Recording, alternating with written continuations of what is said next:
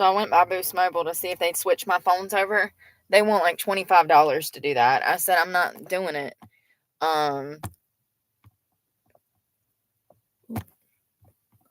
Sorry, y'all. There we go. I said I'm not doing that. I said there's no reason that it should cost to switch from one phone to another. Y'all are scam artists. And the girl looked at me like I said something wrong. How come if I go to any other Boost Mobile, they ain't going to charge me? Why was it just you that were going to charge me? You think I ain't already called and got price checked?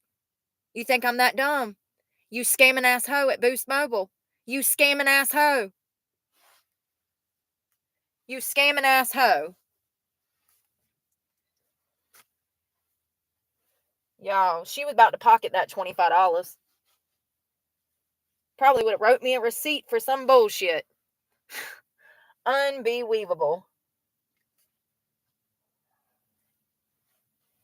And I can't believe they stay up until 9 o'clock, but that's what it says. I said on a Friday. Yeah, I already called them and made sure that it wasn't going to be cost. So it must be just either that hoe was scamming, or that store has weird, because it's a private franchise, like part of it, because somebody privately owns it, they have some scam going on. When you are a Boost Mobile customer and you have phones through Boost Mobile, you can switch those phones over for free. It's just crazy how scammy the fucking world is nowadays. I cut the comments off. Well, there's no way to cut them off. You have to cut it to only your followers, or to everyone, or only people can comment if they're sending money. There's no way to cut them off. Like, not on here. On your phone you can, but not on a computer. And if there is a way to cut them off, it's not under the options when you go to moderation for chat. Damn it.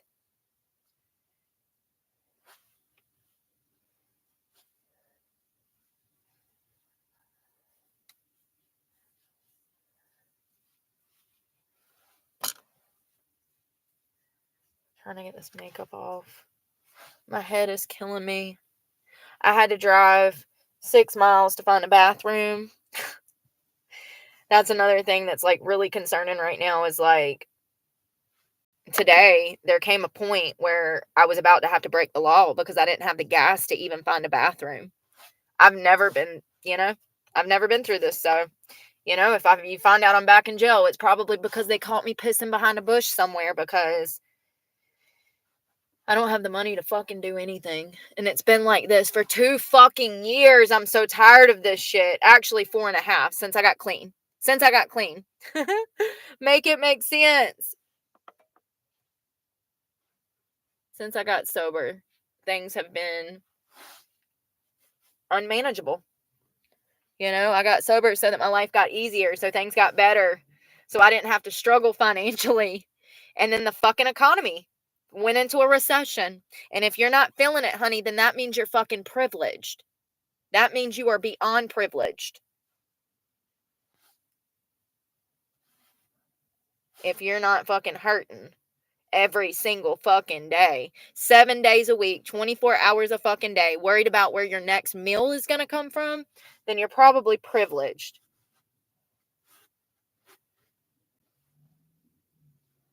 Because everybody I know is wondering where their fucking next meal's coming from. And when things are going to get better, because they progressively just get worse. You would think that going to jail was bad. Nope. Fucking being free is even worse. Now I can't even fucking eat. Like, I don't want to forget ever walking into that fucking gas station and smelling pizza and not being able to fucking buy myself one. I never want to forget looking for work today, walking past Mexican restaurants, not able to afford a fucking $5 burrito. I never want to forget. And this is why I started a channel, because I'm fucking angry. I'm angry at the system. I'm angry at all the people I've ever given an opportunity that fucked me over, stole my money, stole my home, stole my land, stole my property, stole my trucks. I never want to forget being in this position that I should not be in because I have money. I have money. I actually have assets over $250,000 of value. But because I don't have 10 grand, I can't do anything about it.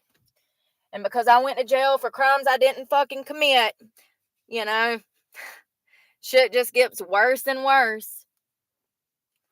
I mean, I'm kind of mad right now that I just put $25 in my gas tank and it's already back on E. And I went nowhere. I went to fucking pee. I drove down the road to pee and my gas tank is back on E. Like, what am I supposed to do? You know, my food stamps get cut off because YouTube sends me 2 fucking paychecks. I'm about to be 3 truck payments behind. I'm about to lose all my personal property. My insurance gets cut off on Monday. Like, what am I supposed to do? Look for work? Yeah, we've already done that. You know, what am I supposed to do? What am I supposed to do? Like, seriously, what the fuck am I supposed to do? I'm genuinely fucking asking. What the fuck am I supposed to do? I got off drugs. I stopped drinking alcohol. I fucking changed everything. I got all the toxic out of my fucking life. At what point in your fucking recovery does things get easier? Because I've been past my breaking point for fucking 2 years. 2 years. You know? I put a smile on and I fucking fake it. I'm being honest. I fake it every fucking day. Because talking about it doesn't fucking help. So, what am I supposed to do? Go look for work? Yeah, I've done spent the whole motherfucking week. And actually, it was 147 different jobs that I went by this week. 147. I counted them up. 147. And 2 more tonight. When I was on the way to pee, stopped by 2 bars. Hey, are you hiring? No. Yeah, no. Nobody is. Join the fucking train, bro. Join the fucking train. Everybody's like, oh, move to Missouri. They're hiring. No, the fuck they're not. And they're not going to fucking hire me with no fucking permanent address and a fucking criminal record as long as my body. People give you the worst fucking advice. You can really tell the people that have never been through this type of shit because they're the ones giving you the worst fucking advice. Go to a staffing agency. I done been to 25. Like, when are you going to get it through your fucking thick skull? Like, anything you can think of, I've already did, Brenda. I can promise you 10 times over. And I said last week that I wasn't going to waste any more money looking for jobs. And here I am. I've done spent $200 or $300 this week looking for jobs. Every penny I got. And actually, I can tell you right now how much I spent.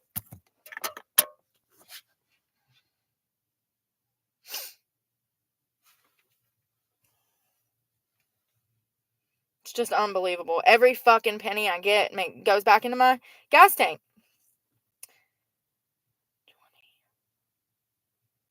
50, 56. Was 56 plus 30. It's actually 31.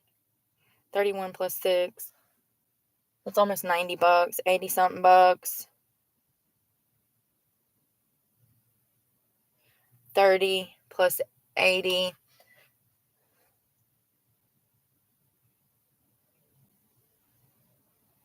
$50.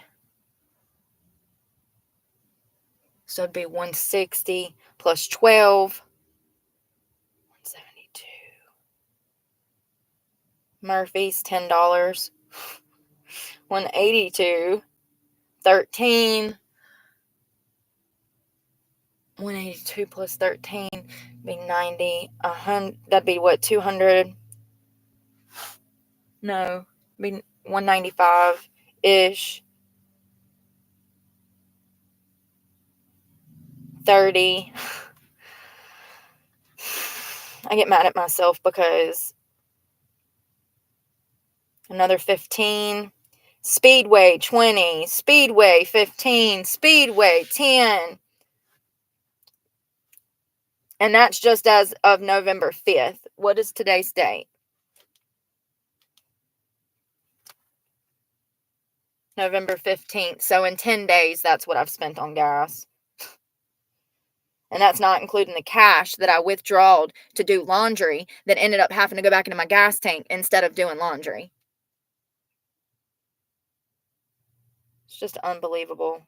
It shouldn't be this hard to fucking get by when you're trying as hard as I am. I mean, my entire day from sun up to sundown is devoted to fucking making money and fucking trying to find a fucking job to no avail. To no avail. Nowhere is hiring. Nowhere.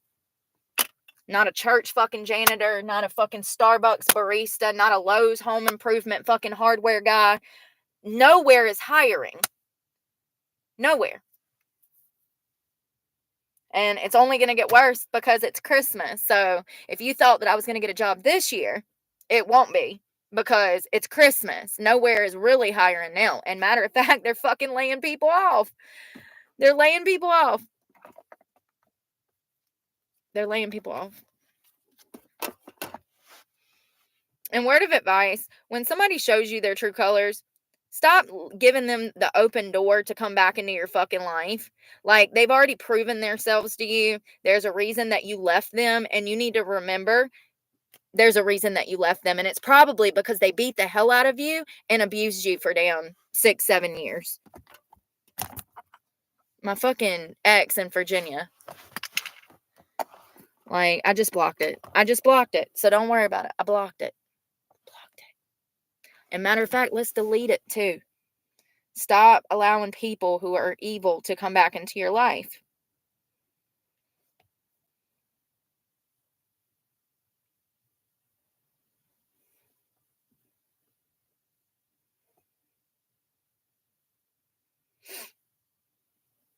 Mm-mm.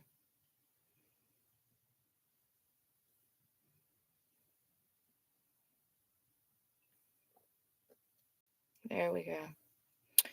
Delete, Control, Alt, Delete, Block. Thank God. Like, I don't know why. I guess it's because I don't have anybody. So I get, when you don't have anybody, when you don't have family and everybody's dead and you've been on your own since you were, 10, 11, 12 years old, I guess you're kind of desperate to like know that somebody's got your back. But the truth is nobody will ever have your back like you have your back, because people are flaky, they're fake, and they always have ulterior motives. Always. Nobody is going to be there for you because you're you. People are going to be there for you because they want to use you. And that is the truth. That is the cold, hard reality of the real world. People are not here to be your friend. People are here to use you and abuse you. And it's unfortunate, but that's the reality. Especially when you're like me and don't have anyone. They use that as an open-end opportunity to fuck you over and misuse you and mistreat you because they know that you don't have anybody. They know that you don't have anybody.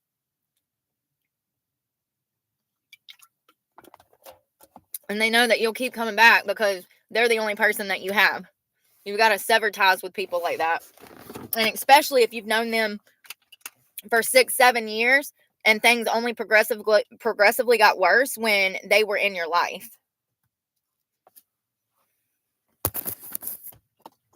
If I would have been able to work the entire time that I would dated this person, I might not be broke right now. But he wouldn't let me work. So, I now recognize that is abuse. That's financial abuse. People do that so that they can have power and control over when you eat, when you sleep, when you wash your ass, when you have freedom to do anything. But that's why I left. So, that's why I left. I just need to remember that I wanted to be free. So I guess this is my punishment for being free. I'll have to starve to fucking death and fucking never be able to find work again and never be able to be a functioning member of society because I chose to live instead of do fucking drugs, because I chose to leave my abuser, because I chose to leave everybody. Anybody that would let you starve does not have your best interest at heart. And if they do it intentionally, that's not a good person, honey. That's an evil manipulator.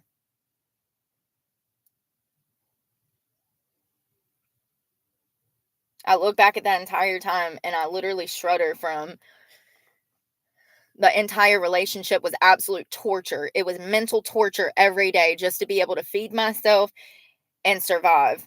Living in $1 million house. I'll never forget it.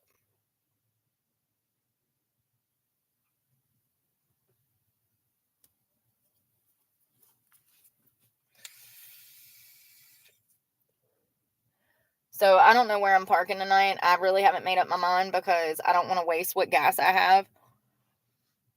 But I have to find somewhere to park. The closest Walmart is like 8-9 miles because they're spread out. And the closest Planet Fitness is like 10 miles because they're spread out. I can't think of anywhere in the immediate vicinity that I can even park tonight that isn't 10 to 15 miles away. And then in the morning, I'll have to make a 10 to 15 mile hike back to use the bathroom. And then another 10 to 15 mile hike back that way just to have somewhere to sit all day to do nothing. And I've been in the same fucking 5-mile radius for 4 days trying to save gas. And it's impossible. It's impossible. You have to fucking use gas to go to the bathroom. You have to use gas to fucking do anything. And you sure as hell can't sit in the same fucking place all fucking day. Because God knows these businesses have a fucking problem. It's okay for meth heads to walk around fucking tweaking out. But anybody that's trying to get their shit together, no, let's cause problems for them because they're fucking trying. And I'm a fucking bitch ass barista with no fucking goals. So let's fuck with the one girl that's had it hardest in life out here trying the fucking hardest for no reason. For no reason. Earlier when I lost you, the manager fucking found my IP address and fucking kicked me off the system. That's why I lost you earlier.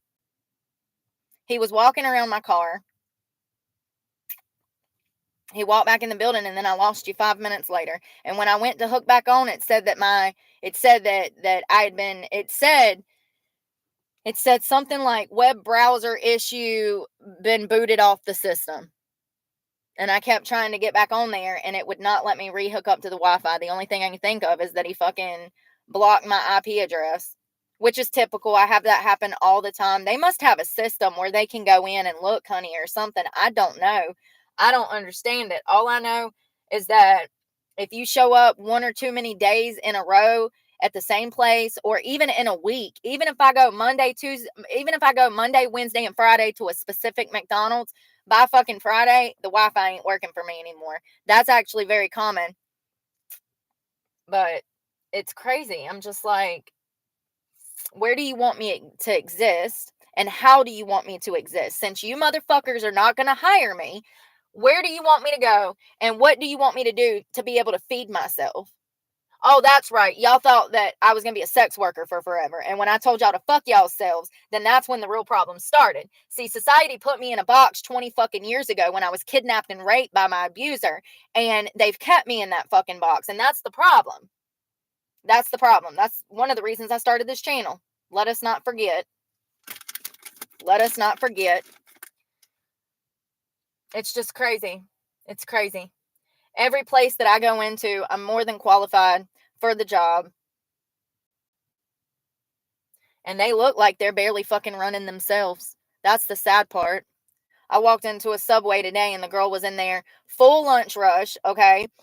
Full lunch rush. There's people standing out the door. And I asked her, I said, I know you're busy, but I was wondering if y'all were hiring. And she's like, no. But she looked overwhelmed at the job, the task at fucking hand by herself. And it's like, oh, tell me some cheap ass motherfucker owns this place that doesn't want to pay employees without telling me. It's Friday at lunchtime. You should have had 2 or 3 motherfucking employees in there making sandwiches. Easily 2 or 3. Especially given the area, knowing good and well that it's Friday at lunchtime. But they don't want to hire nobody. They're just going to keep laying people off till unemployment is at fucking 10%. And then somebody will be like, oh God, we've got a problem. No, we fucking had a problem for 5 motherfucking years. 5. Almost 5 years we've had a problem. I'm just the only one apparently that fucking feels it. I'm just the only one out here fucking literally living every day through motherfucking hell. I mean it this time. I'm not looking for any more work. I'm done. I can't do it anymore. How much money? I mean, last week was $300. This week over $200. That's $600. I could fucking live comfortably every month on $200 motherfucking dollars. Absolutely. If I wasn't out here wasting all my gas and time and energy looking for work that does not exist. And that was just for 2 weeks. That was just 2 weeks of gas, $600. And that's on the low end. That's on the low end. That's been me doing things the more complex way, by working myself to death, by going to shopping center, walking through the entire complex, walking 2 miles down the motherfucking road to a different complex, and walking back. That was just gas spent doing it the cheapest way. It used to be $500 a week. Looking for work, going to business.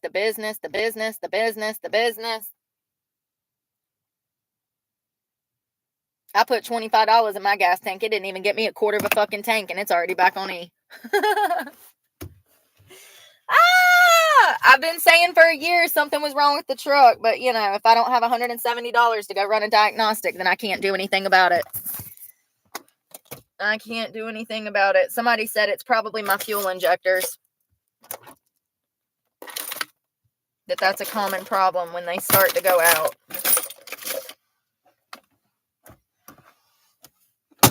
You know, it doesn't help that I quit smoking weed. It doesn't help that I quit smoking gummies. It doesn't help that I'm doing too much at one time under high stress situations. You know, I got all of these fucking bills piling up, and I'm doing too much at once. And when this happens, I end up bitch slapping somebody because I can't take the pressure of everything that is on fucking top of me. And it's not fair. It's not fair at all. I don't understand why God is plaguing me like this at all.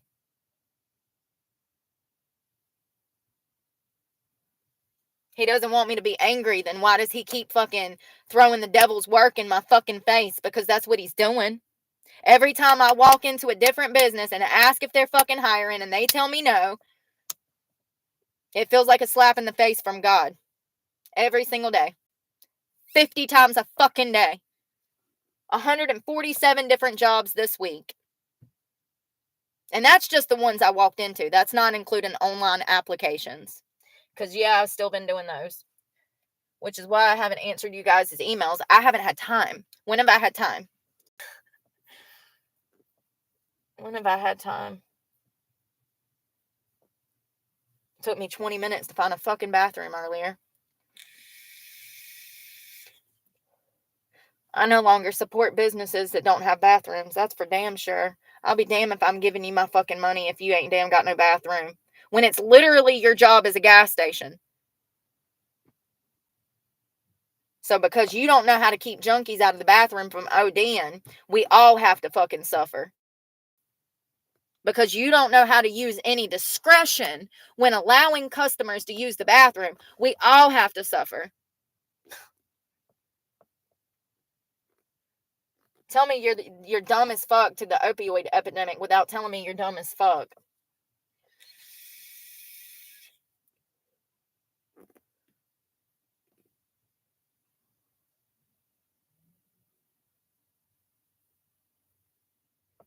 I walked into fucking Dollar Tree, bought 2 waters, a few snacks, some hash browns, a pasta salad, some razors, toothpicks, and baby wipes, and that was almost $30. Mm-hmm. And that shit's about to come to an end because all the Dollar Trees are shutting down this year and next year. They're going out of business. Dollar General and Dollar Tree. They will no longer be. But everywhere's hiring, right? I know. I won't even be able to live on dollar tuna pack, $1.25 tuna packs anymore because they won't be $1.25 anymore. They'll be $3 fucking at Food Line, $2 at Walmart, and $5 at Publix. as everybody else sits around financing their fancy lifestyle on fucking credit cards. It's just crazy. Maybe that's what I need to do. Maybe I need to go to a bank on Monday and see if I can take out a line of credit or something with my YouTube. I don't know. All I know is that things have progressively gotten worse since I got out of jail. But, that's what they wanted. That's what they wanted. They wanted me to lose my truck. They wanted me to stay in jail. They wanted me to go to prison for crimes that I did not fucking commit again. This is what they wanted.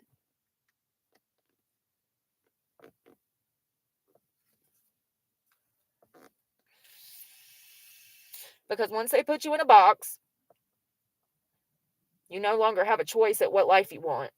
Society puts you in a box and you are stuck there unless a fucking miracle happens and you make it out. And that's the sad part, is that you can do all of the changing. You can work your ass off. You can get clean, stay focused, have more initiative and oomph than anybody else out here. But if society has already put you in that box, you will never succeed. And that's the truth. That's the truth. That's the fucking saddest part. I wonder how many other people like me are out here that have made all of these wonderful changes that can't fucking get a leg up in life. And then they turn back to drugs because they haven't been granted with the strength like God has given me.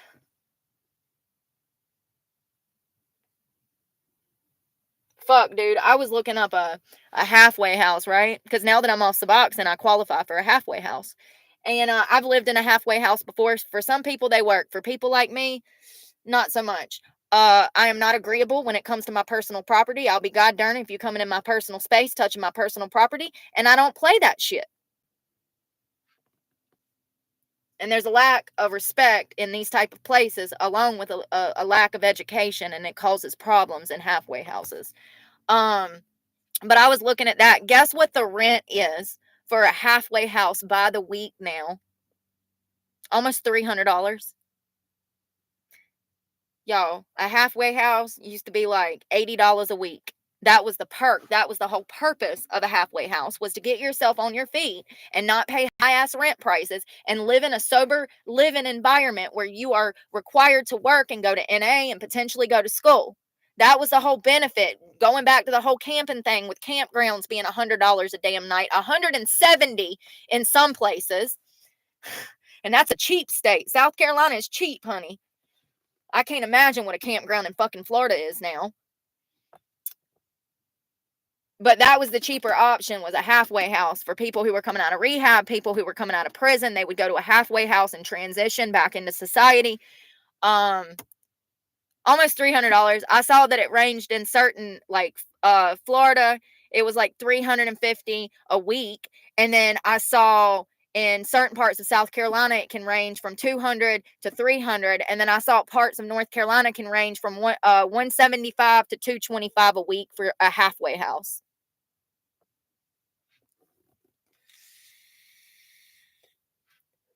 And I don't know how that crossed my page, but oh, I remember, because of the camping thing. I looked into it. That's right. They're making a fucking killing. Because a lot of those houses have 8, 9, 10 bedrooms. They get these huge houses so they can get as many renters in there to rent bedrooms. And some of those bedrooms are split between 2 to 4 people. So if you got 4 people in one bedroom and you got, let's just say 4 bedrooms, that's 8 people, and you're collecting anywhere from $150 to $300 a week per person. That's not what these houses were supposed to be used for. I just want to be clear that that is an abuse of the system. And I feel sorry for anybody that has to live in those houses, because I know what it's like, honey. I know it ain't easy.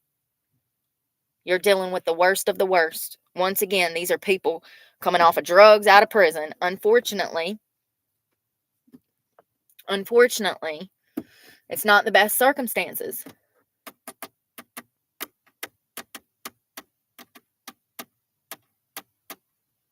It's just crazy. It's like, how much more expensive can everything get? Even my laundry detergent went up $1. I said, how? It was $3.44. How was it $4.44? It was just $3.44. That's why I bought it, because it was $3.44. Screw you, Tide. Screw you. I guess I'm going back to damn Gain or something. I don't know. Whatever's cheaper. I like the Tide because it has enzymes, and I feel like it gets the dirt and the grime and the sweat from my workouts out better. But not for damn $1 more. And it could have just been that damn store. I don't know.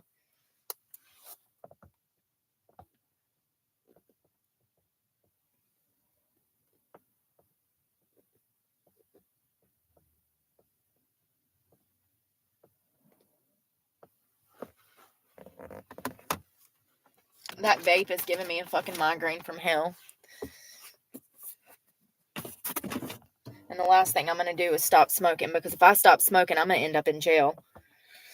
It's one thing when I'm just like stressed about not eating. It's a whole nother thing when I'm stressed about everything. Like, you know, when you start running out of everything and like everything just sucks, it just makes things so much more worse.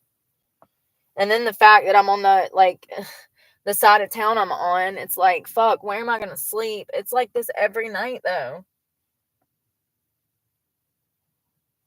It really sucks to feel like you're a nuisance when you're not even doing anything wrong, but you know that, like, people know that you're a van lifer and they have problems with that. And then you see them with shit hanging out of their face and blue hair, and you're like, yes, Susan, it's because of your fucking policies that I'm even in this position. Absolutely.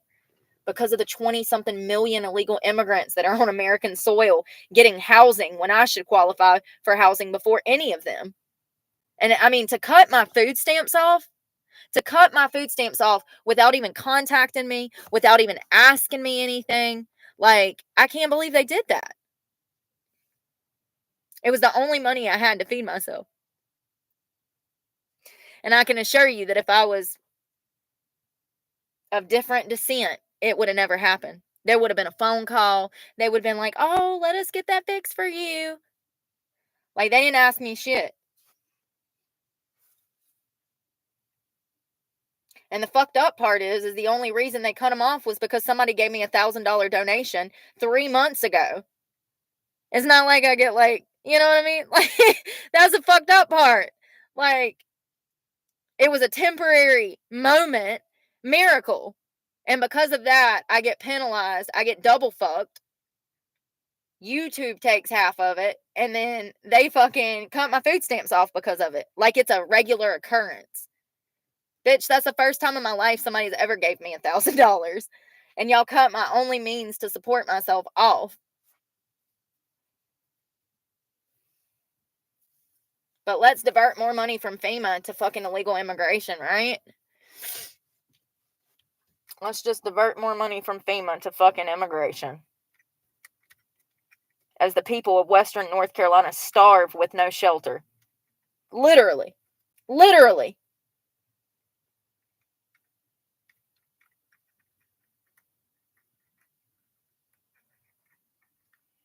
Oh, here comes a barista being nosy.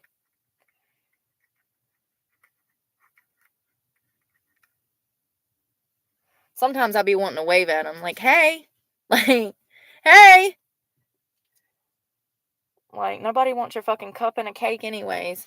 Cake and a cup.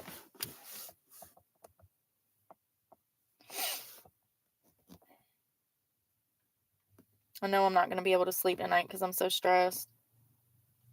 I'm about to download some freaking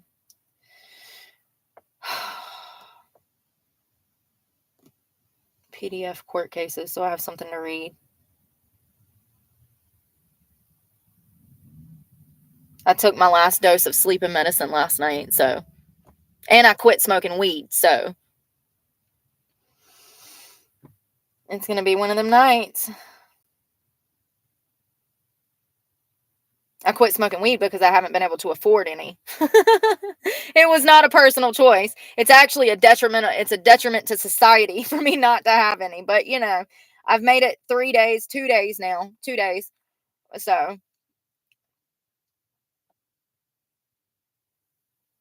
Unfortunately, I was thinking earlier, I was like, damn, I wish I was a thief. I really do. I wish that I've stolen my life so at least experienced it so I could get the things that I need. Like, if I had been a thief, then I would know how to steal without getting caught. That's what I'm saying. I wish that I knew somebody that was a thief growing up so that they would have taught me how to steal. I told y'all I had that one friend that stole makeup, and I ended that friendship over that. We went to like Walmart or Target, and then we got back out to my car, and she opened her purse, and it was fucking full, hundreds of dollars worth of stolen makeup. It freaked me out so bad that I dumped her at her house and never talked to her again. I kind of wish I would have kept her as a friend now because maybe I'd have a valuable skill. Seriously, everybody else is fucking doing it.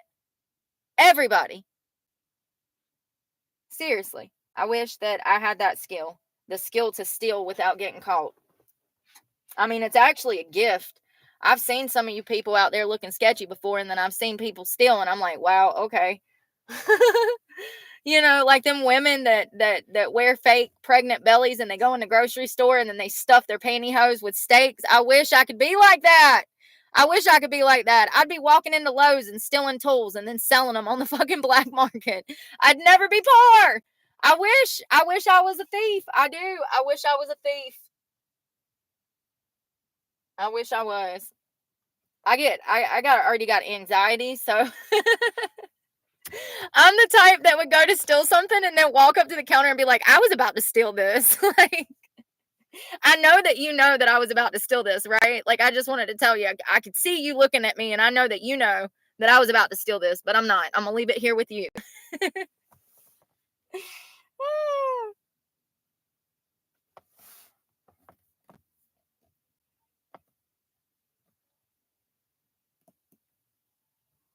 So I'm saving the $5 that I have and the $3.25 so that I can go to the park tomorrow to shower because I didn't shower today because I've been showering all week.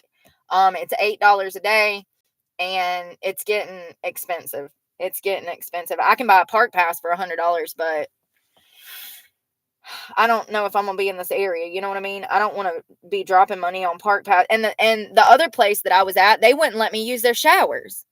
So you know, you don't know. Like, I can buy a park pass to go to all of these parks to have a place to shower every day, but it's going to be touch and go because not all of them let you shower there. Only maybe like 15% of them let you shower there. So is it really worth it? No, because you're running a huge risk when only maybe 3 out of every 10 will even let you shower there. So that's why I've been having to pay $8 a day because, and also I haven't had $100 in 3 months. So I haven't had a full $100 to my name in 3 months, at least 3 months. It might have been March or May, actually, since I've had a full $100 to my name. Every time I get money, I have to pay bills every single fucking time, or it goes back into my gas tank. I fill up, which is anywhere from $80 to $100. And I noticed today gas went from $2.89 to $3.17 overnight. What did I tell y'all? I told y'all.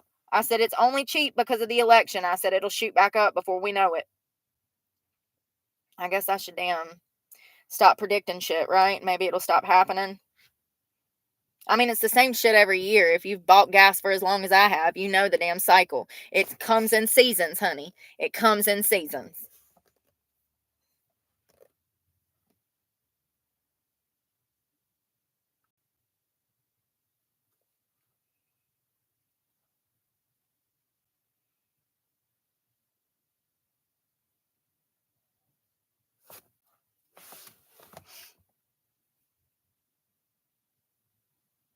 I just want to be able to like make enough money to fill my gas tank up every week and be able to eat, like, and pay my bills. That's it. Like, that's all that I want to be able to do is to pay my bills on time, not 3 months fucking behind,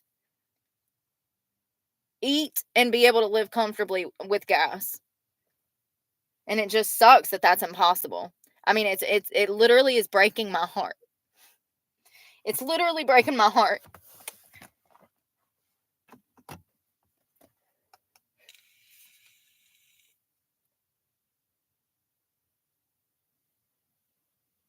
Because if I was putting needles in my arms, then I would have over $300 a day supplied to me. I would have all of my bills taken care of. I would have lavish shopping trips. I would fucking be able to travel every day, every week, at least. If not every day, we would be doing something. You know, I just don't, sometimes when I'm going through this difficult of a financial situation, when I start thinking about all of the things I give up, I come close to going back to the dark side, because the rewards of sobriety are not enough. The rewards of sobriety are not enough. There are no rewards of sobriety, and that's the reality. There are no rewards of sobriety. There have been none in my life. I've lost everything because I got sober. Everything. I've lost everything. I have nothing left to lose. My truck, my life. Fuck it. Seriously, fuck it. I've been so ready to go home. Y'all know that. I talk about it all the time. I'm not meant for this world. This world is a test to my faith to God for my duties in heaven. Plain and fucking simple. I'm not meant for this world. This is my test. This is my test for my mission in heaven. Plain and simple. Because there's no reason on God's green earth why I should have been through the hell that I've fucking been through for 4 years because I got clean. I hate this place. I hate the world. I hate it. I'm disgusted by it.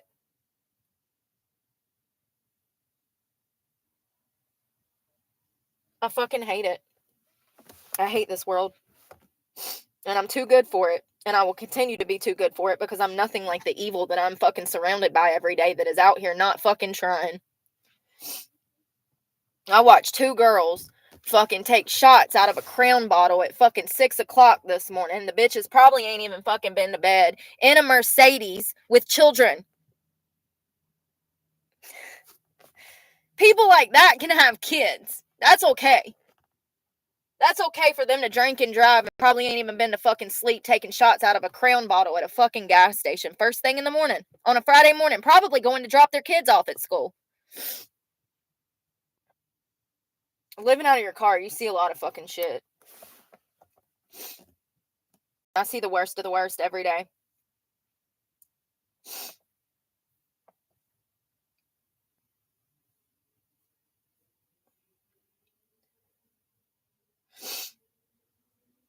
The worst of the worst. That's all I've ever seen. That's all I've ever been exposed to, from my parents to every teacher I ever had, to every social worker, to every camp counselor, to every probation officer, to every cop interaction. That's what I've been like. It's like the worst of the worst. Every situation that could have went good went to the complete opposite end of the fucking spectrum to absolute hell within a matter of 30 fucking seconds. Why is that?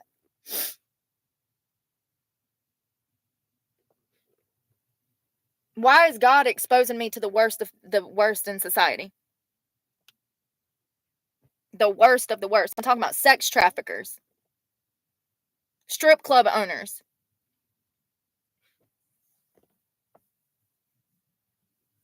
Why? Why would God expose me to that? And then when I turn my life around and I choose him, he still abandons me. Why is that? Unless he's not real. I don't even like to think like that, but I mean, that would actually make my life make sense. There is no God. There is no hand to help.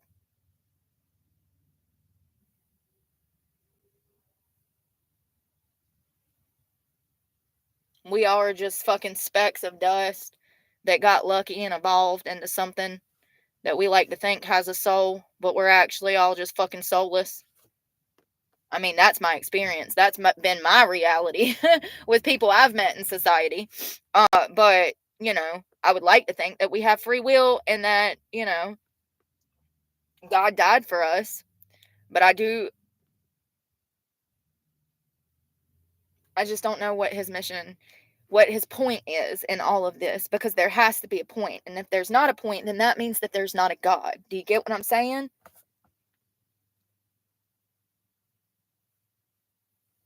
There's nothing else I can change, you know? Everything's been changed. So what does he want from me? What does he want? And what am I supposed to do? What am I supposed to do?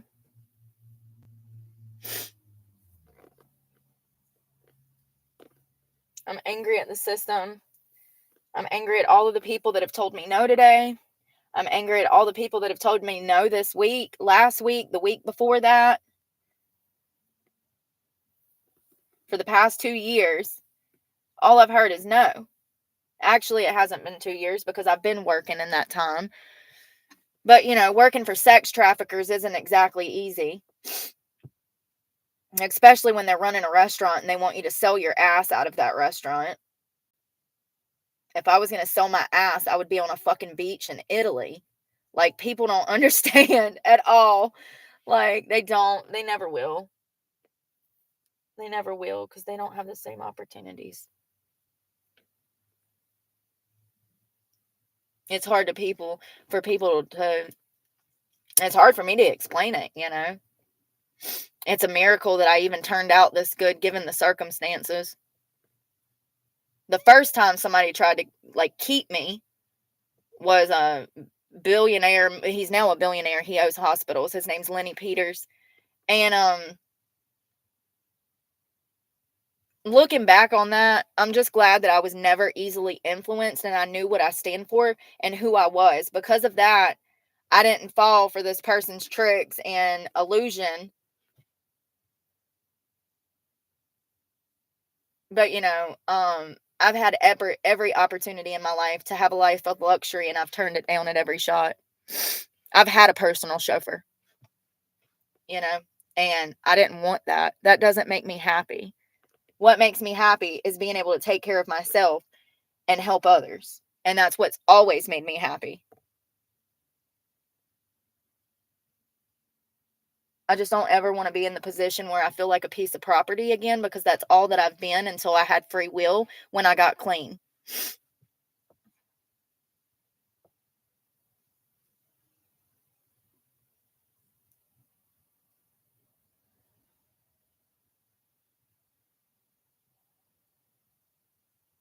And when you're that young too, when you're 16, like I was when I was kidnapped by my abuser, you don't have free will. You don't even have a free frame of thought. You're not, you might think that you're in control, but I can assure you that you're not, honey. You're not at all. And you never will be. You never will be. You never will be. You'll always be that victim until you finally leave or he kills you. That's typically what happens. Victims end up dead.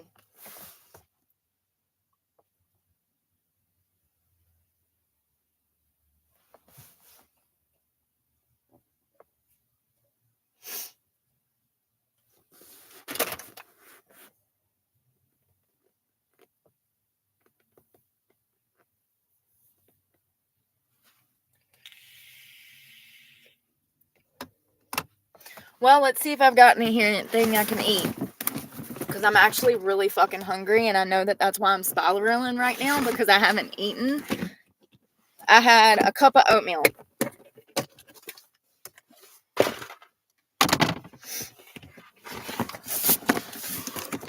I mean, it really sucks that I even have to pick between eating and washing my ass. But this is every day. So I don't know why I'm fucking melting down the day. Nothing. Nothing. A can of refried beans, some bacon bits, some sweet and sour sauce, some corn. I don't have oysters. I don't have anything. Lipton onion soup mix, baked things.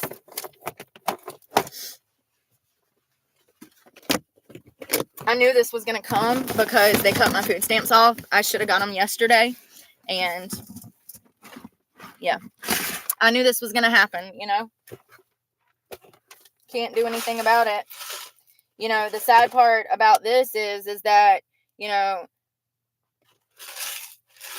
you got stuff that you could cook, but you don't have anything to go with it. I don't have avocados. I don't have mayonnaise or the vegetables that are supposed to go in it. You know what I mean?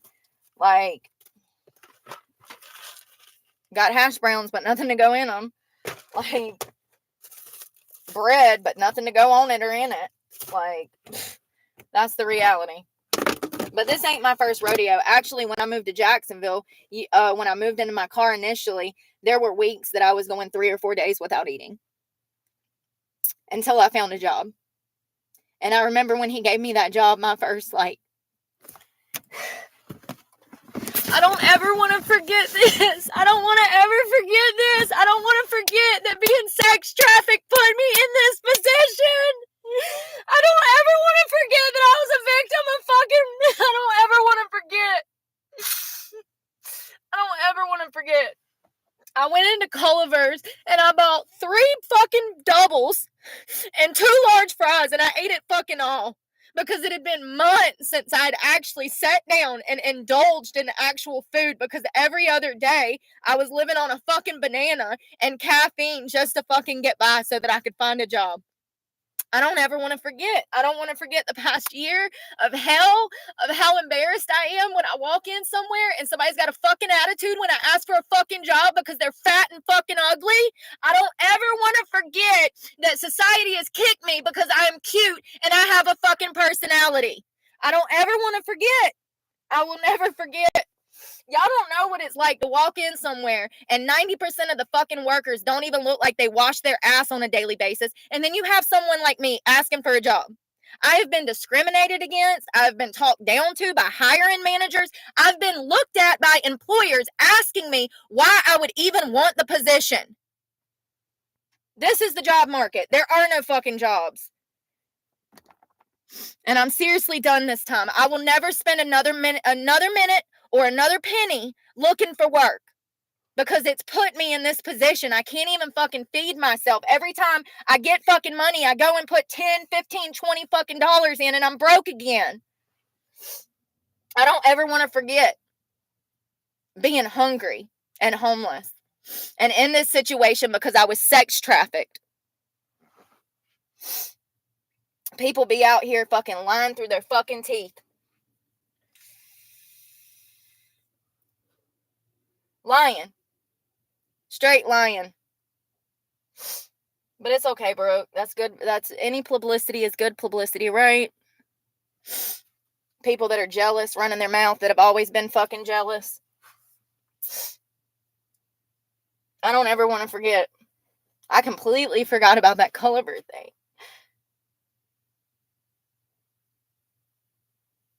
I literally made $25 at the bar that night, and I took every fucking penny to Culliver's and ate it. Because it had been weeks since I'd sat down and actually had a fucking meal. And, you know, that's how it's been. That's how it's been when I was living in Eden a few months back. That's how it was. I was so fucking poor. I was going days without eating again. And then people want to say that you're on fucking meth because food is so goddamn high and they've got silver spoons up their fucking asses, financing their fucking lifestyle on fucking credit cards. It must be nice to go in debt. I wouldn't know. I don't fool with fucking credit cards. I'm smarter than that.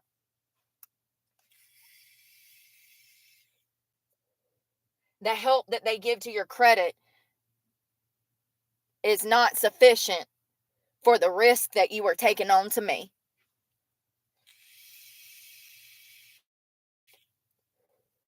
I don't ever want to forget any of it. There's so many factors to why I'm in this situation, you know. It doesn't help that my parents were pieces of shit. It doesn't help that my whole family is pieces of shit. They were before they died. You know, it doesn't help. And people don't understand because they've had people. You know, all these motherfuckers that I'm having to interview with, they got people in their life. They just see some van lifer and they're like, oh no, she's got to be doing this, this, and this. No, Karen, I'm nothing like you. You're fucking projecting as you launder money through your fucking business, as you steal from the fucking cash till every night from behind the bar. And that's another thing. I think that's another thing. I was thinking about that today. I think I'm on to something. I'm not evil enough to be hired by a lot of these companies because they're evil. They know I ain't gonna fucking come in there and watch some shit go down and not say something. That's another problem. I'm too fucking honest and too fucking real to work in a lot of these places. And they know it. They know it. You sit there and tell me that you got a problem with stealing, and you wonder where all of your fucking revenue is going, all of your damn profit, And instead of hiring me, who would never steal shit from you and ensure that your sales went up, you hire Becky over here. I don't understand. I'm so angry at God today. I'm really angry at God. Because he said that things would get better, and they haven't. They only get worse. They only get worse. Nothing has gotten better. Not one thing. Not one thing. It's been like this for 26 years. Not one thing. And I don't know if it'll ever get better, honestly. I don't know if Trump is going to help. You know, they say they're going to do all this shit, but I don't hear them saying that they're going to do anything for the fucking people that are suffering, such as myself, that are fucking homeless and can't find fucking work because the economy sucks so fucking bad. What's their plan to do with all of the homeless people and all of our veterans that are fucking now homeless? What are they going to do? I haven't heard shit about that.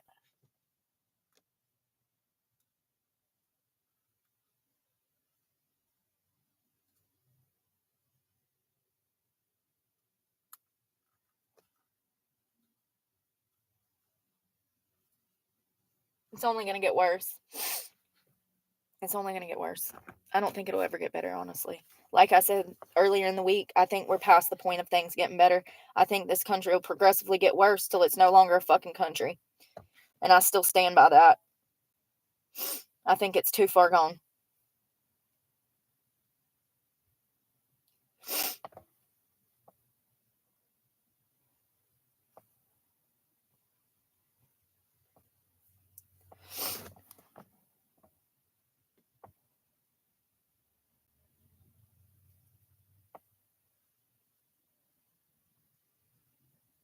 I know one thing. If I was out fucking drinking tonight and fucking everybody in town, everybody would love me and I wouldn't have no money problems and things would be easier in life. Why is that? Why is that when you go and you're a fucking horrible person, everything is handed to you? Why is that? Everybody I know that I used to know, that I no longer talk to, that I cut out of my life, I can assure you that they are not only drunk right now, but probably doing God knows other things. Why is that? They don't have a care and a stress in the fucking world. Why is that? Why is it that I get my life together, I haven't touched a drug in over 4 years? Why is it that life gets harder? I mean, it's impossible. It's not harder. It's impossible. It's it's literally impossible.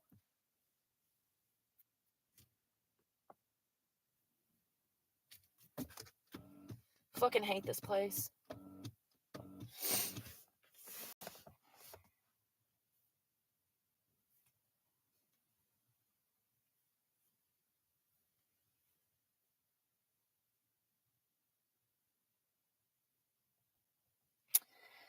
I'm honestly probably about to go to in Walmart and steal something. I'm so fucking hungry. You don't understand. Like, I have to. I don't have a choice. I don't have a choice. I don't have a choice. So, I don't have a choice. I keep telling myself that so that I don't feel bad because I shouldn't feel bad. I've given them millions of fucking dollars.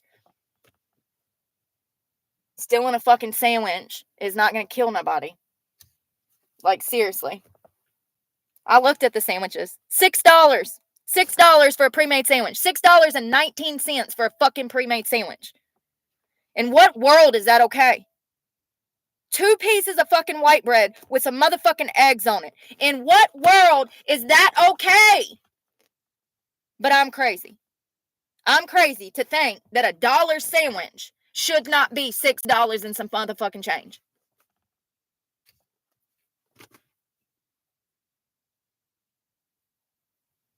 I'm crazy, right? To want a $6 fucking sandwich and have to go steal it. And if I think this is bad, I better fucking buckle in because come Monday, shit's about to get real. If I think being hungry is fucking sad, I better fucking buckle in because Monday's about to show up and I'm about to be real fucked. You know, I might end up back in jail because I get so fucking angry. I don't know. I just know that I shouldn't be in this position. Especially when I was the one assaulted. Several times. Several times. It's disgusting. You know, cavities are spread through spit, right? Fun fact, when somebody's spitting in your mouth and their teeth are rotted, your teeth can end up rotted because of their spit. Fun fact. Just so you know. It's disgusting what I went through. Being chased around because what? Because I got a personality? Because you're a soft bitch that hates herself on your methadone?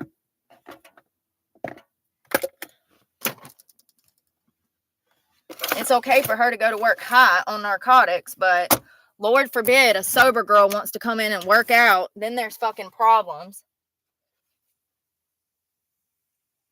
Please hit.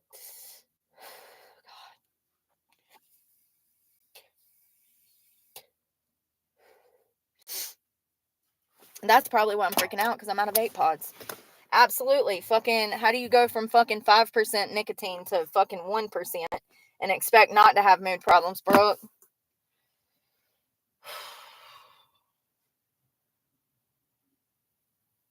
Well, I might go to jail.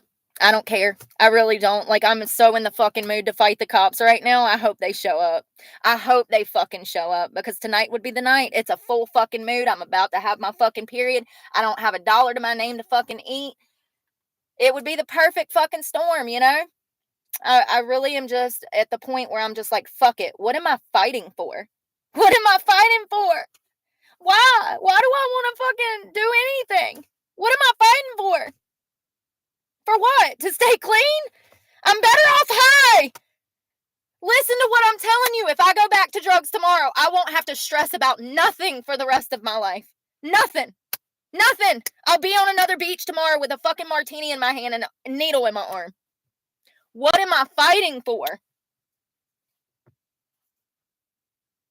Isn't it sad that sex traffickers sound better than fucking being sober and having free will? And then people sit there and say, well, girls go back. Sometimes we don't have a motherfucking choice. Sometimes we don't have a choice.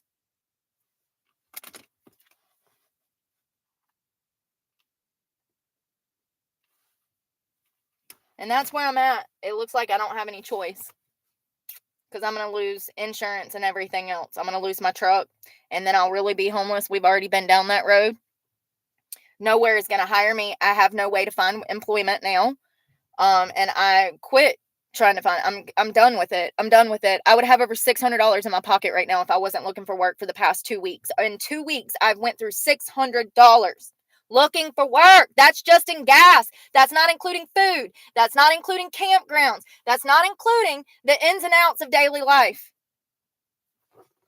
It's cheaper to live out of a car, right? Bullshit. Bullshit. Not when society won't let you sit in a fucking parking lot for longer than an hour without calling the fucking cops on you because they know that you're a van lifer. Bullshit. To all you motherfucking fake ass, lying ass motherfucking van lifers out there that want to say that there's a cheaper way to fucking life, you're fucking full of it. You're fucking full of it. You're fucking full of it. I see so many fucking van lifers. Oh, this is what we spend a month. $1,200. Shut the fuck up. No, the fuck you don't. $1,200. I wish I could live off $1,200. My bills are just $1,200. That's not including gas, food, and everything else. Truck payment and fucking insurance is almost $1,000. It only costs $1,200 to live off the land. Bullshit. Bullshit. Yeah, if you're not paying a gym membership. Yeah, if you don't have a cell phone. Yeah, if you're not fucking buying gas, maybe. Fucking people, it pisses me off because people just like, I've had people say that to me. Oh, well, you live in a car now. It's got to be cheaper. Are you kidding me? Are you kidding? You're joking, right? That's a joke. My $2,000 gas bill. That's got to be a fucking joke. $2,000 in gas. And that's on the high end. Just in 2 weeks, I've spent $600 though. And that was parking and walking to jobs. That was walking. I walked 10 miles the other day to look for work. 10! No, it was 10. It was 12,000 steps. So that's 6 miles. Sorry. As if it matters. I've fucking walked 80,000 miles in a fucking day before. As if it matters. And that was doing it the cheap way. It was still $600. That's Starbucks barista in my face. She ain't never took a trash out in a day in her fucking life, out here acting like she's taking out trash so she can be nosy. And they got a trash boy in there, so I don't know why she's doing it unless she's the manager being nosy. That's another thing I've gotten good at, is fucking picking up on fucking situational patterns, behavioral patterns in society. I should have been a fucking clinical psychologist, seriously. Oh, she ain't gonna make it. Yeah, I know, girl. You ain't never done that before. I see you. She had to stop and take the boxes off the top of the trash can. Bless her heart. I ought to roll the windows down and be like, hey, I'm just stealing your Wi-Fi. But that actually causes problems. That pisses them off. I don't know why. If they see you, if you go in to use the bathroom, typically if I'm using the Wi-Fi, I do not go in to use the bathroom because they get pissed that you're not spending money.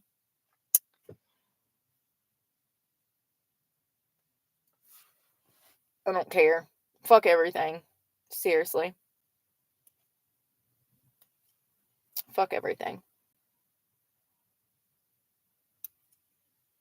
It doesn't matter if what I do. I'm damned if I do and I'm damned if I don't. And I just have to realize that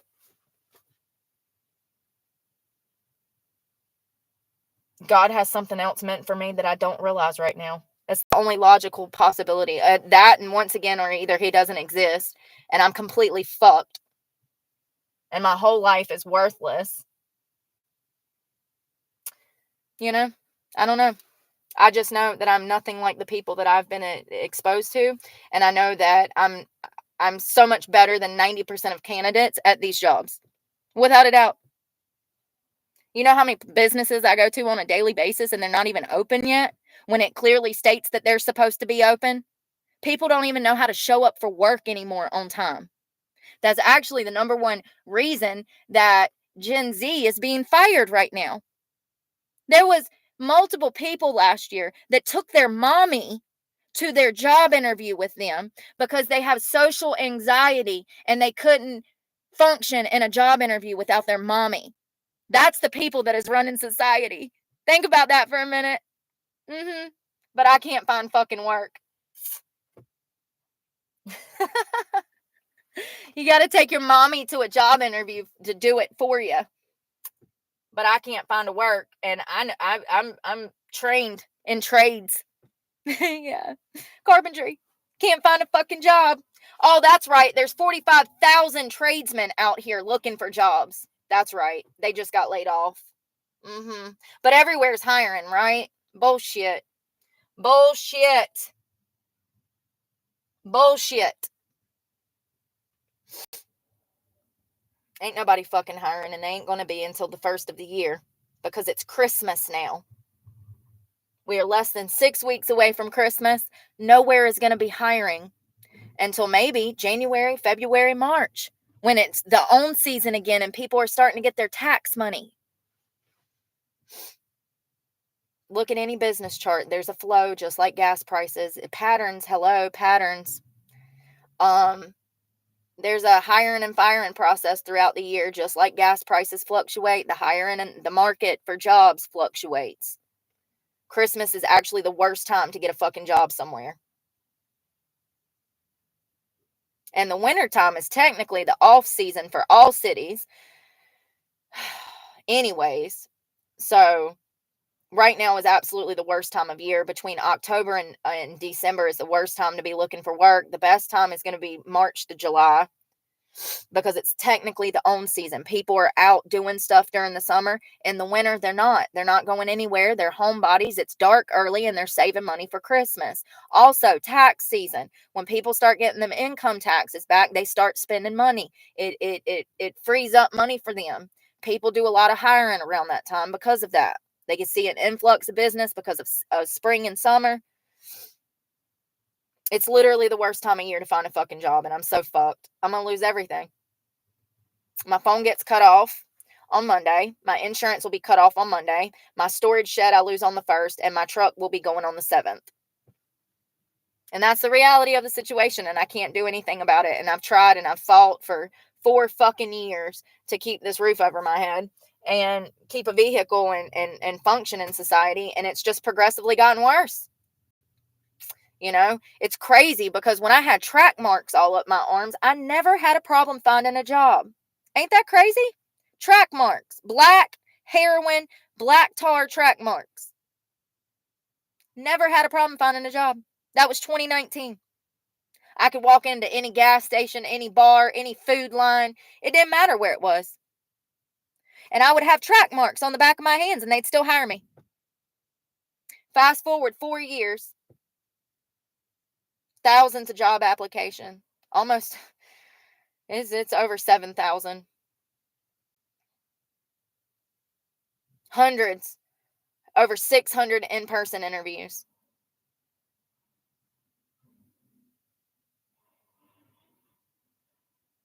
And then 140 something businesses this way, 160 something technically if I count the damn applications I did online. And not one person has called me back. Not even a callback. And hell, I stopped at 2 bars on the way over here to use the bathroom. And he straight up told me, he said, I had to get rid of my bartender. He said, I'm tending bar now because we're just not making money. I said, well, thank you for being honest. The next bar, the girl was really quick with me and rude. And she's like, I run this place by myself. Well, you shouldn't be, Jessica, because that meth mouth told me everything I needed to know. And that place will be shut down by this time next year with her running it. And then the owner will be sitting there.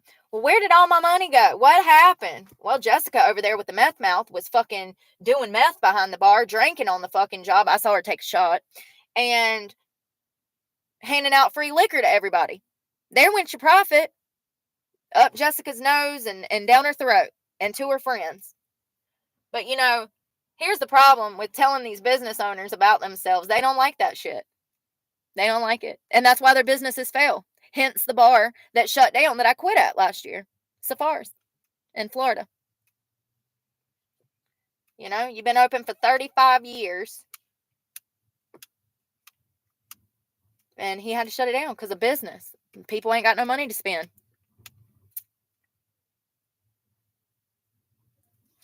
And he didn't want to pay nobody anyways, $250 fucking a week to run that place by myself. It's fucking laughable. I cannot believe I agreed to that. That's how desperate I was for a job. We're talking, I should have been making $1,000 a week as a general manager because that's what I was. Running the entire establishment, over 10 pool tables, full bar, by myself, 5 days a week. And he paid me $250 a week. And that was after I asked for a raise. Okay. It was initially only $200 a week for like the first 6 months. And you would think being a bartender, I made money, but I didn't. I probably made anywhere from $25 to $40 a day, which is not shit. That don't even get me half a tank of gas. But I was so desperate, I took it.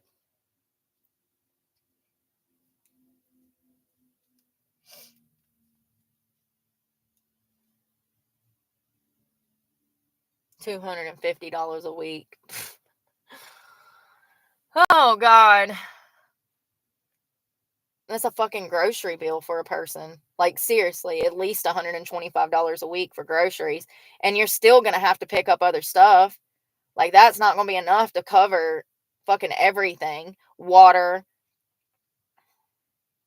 good sources of protein, fucking vegetables, fruit. That shit's gotten so expensive. I paid I don't know, $1 something for a fucking onion. No, was it $3? Was it $2.60 for an onion? I can't remember.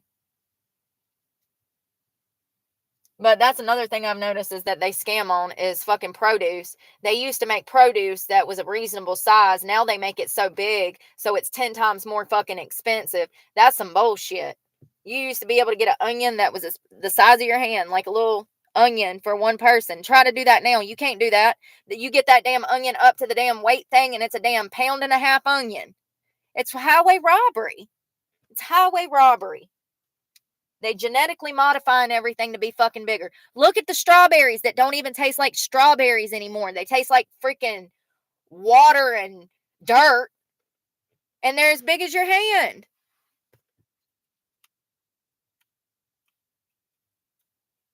I don't know how this is sustainable ever.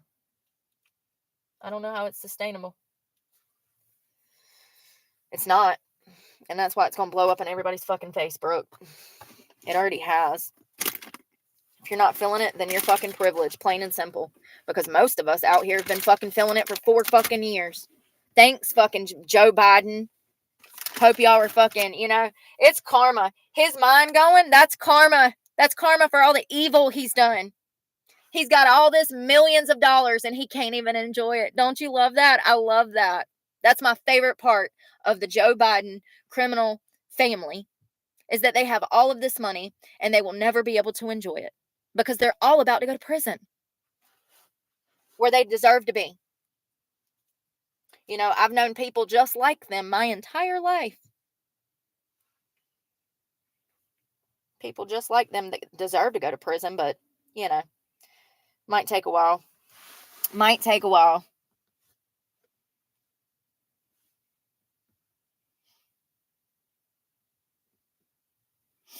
Might take a while.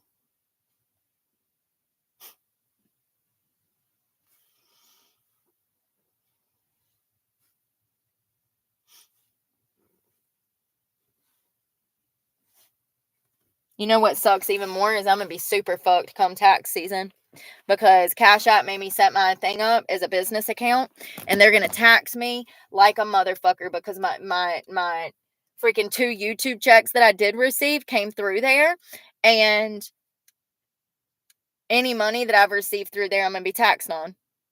So I'm going to have a whole new world of problems come fucking April when I have no car and no fucking way to pay them taxes back. I don't care. I can't do nothing about it. Fucking Uncle Sam. He's took everything from me. Everything. I'll be damned if I ever feel bad about not paying taxes. I'd rather fucking go to federal prison than stay out here fucking struggling at this point. Hell, they have it nice up in there, honey. They got good food, TVs in their room, nice sneakers, and you can get an education. Like, it's not sounding too bad right about now, honestly. Ain't that sad?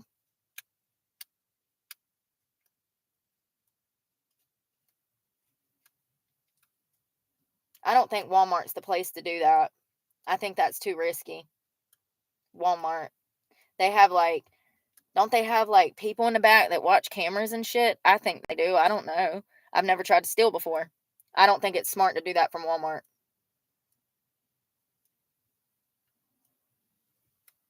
Or anywhere that's well lit on the inside, like a CVS or a Walgreens or somewhere like that.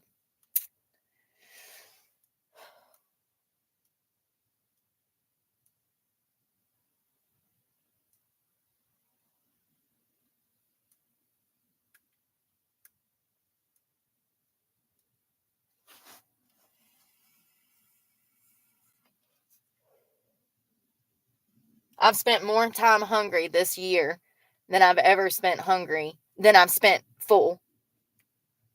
And that's crazy. And actually, from October to December of last year, I was so stressed out I couldn't even eat when I did have money. I had, I don't know, 40 grand in savings. And actually, I had more than that when I moved back from Florida. And all of that money is gone to look for work. Just like the $600 that I've spent in the past 2 weeks looking for work. And now I can't even do that. And I don't feel bad about it. I don't feel bad about it at all. I think that I'm upset that I can't survive. I'm upset that I can't survive, that I can't eat, that I never have money for food. Every penny that I get goes into my gas station, my gas tank. I went and bought a $3 piece of fish and a $2 thing of seasoning, and I felt bad about that. Isn't that pathetic to feel bad about feeding yourself? Because you have to conserve gas to go look for fucking work when you know that they're not going to hire you. You know without a doubt before you even walk in. So why do you keep doing it? Why do I keep doing it? I'd have over $20,000 in my pocket right now if I would have quit looking for work at the beginning of this year. When I quit the restaurant, I should have been done with it. I would have over 20 grand in my pocket.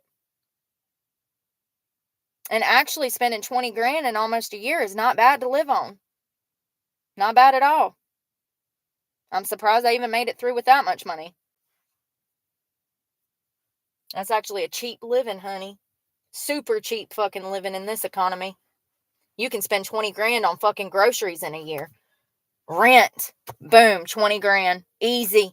Not hard at all. Car payments, boom, 10, 15, 20 grand. Between repairs, gas, and the actual car payment and the insurance, boom, 20 grand. That's not hard. It's not hard at all.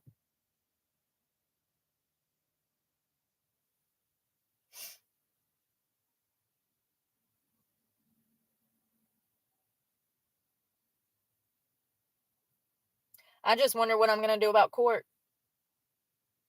You know, I don't know. I don't know what's going to happen. I can't do anything about anything. My YouTube check that I get this month is gone before it even hits my account. It'll be drafted. I won't even see it. So I have no money on the way. I have no resources. I have no job. And I'm essentially stranded. Once again, how long has this been? Oh, it was 6 months ago. That's right, broke. Same shit, different day.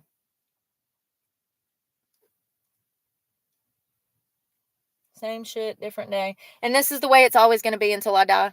I've already kind of figured it out, you know. It doesn't matter what I do. It doesn't matter what I do. It's going to be this way. Because this is the new world. Where evil is rewarded and the good is suffocated out. Has it always been that way? Reading, Ted's manifesto, it had me questioning if things have always been this way, because everything he talks about is actually current and relevant to today's world. So was he just so smart that he could see through society's bullshit and predict what the world would look like? Or was it already just shitty and he knew it? And it's always been this way. It's kind of sad that one of the few people I can fucking relate to is the fucking Unabomber. Isn't it? Definitely makes me feel more crazy. Maybe it's because he was cynical. I don't know. I think it's because he made sense.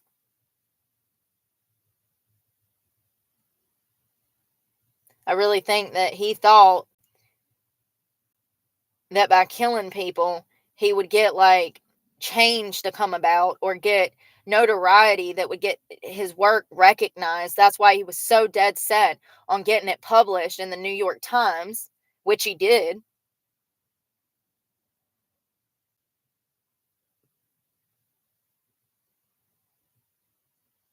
I don't know.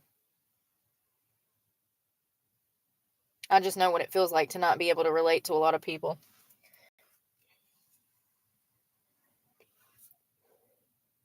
And to want to be isolated because the world is such a shitty place.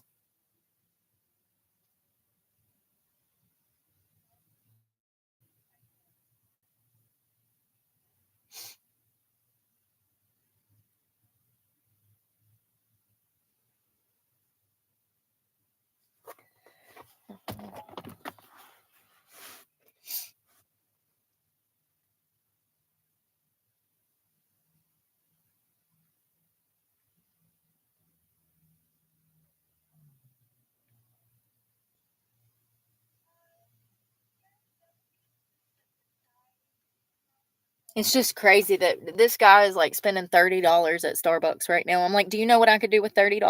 Like, ah, I could put 20 in gas and get fucking food for the evening. Like, it's just crazy that people spend that amount of money in a fucking cup of cake that is horrible for them, that's going to give them diabetes.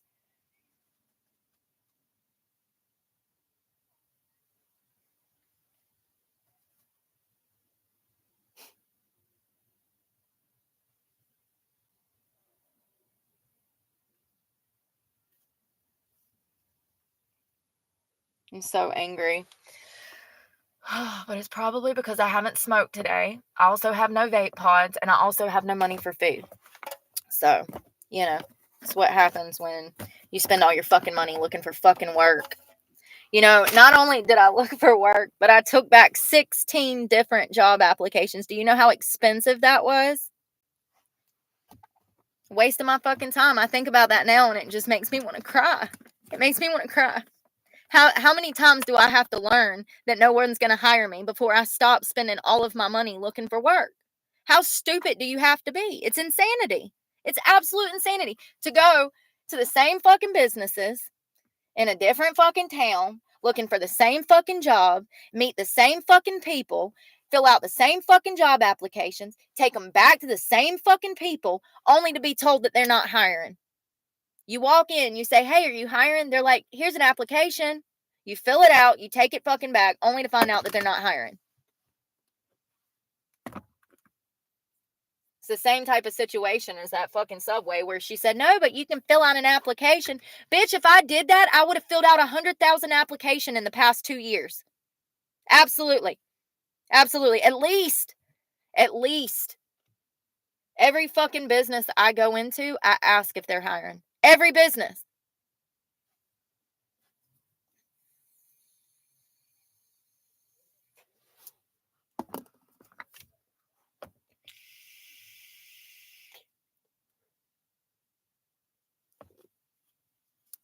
I'm not looking for work anymore. This is it. I'm done. I'm done looking for work. Because the fact is that if I wasn't looking for work, I wouldn't be poor right now. If I would be lazy and learn to chill the fuck out and just fucking relax somewhere, then I wouldn't be going through this at all.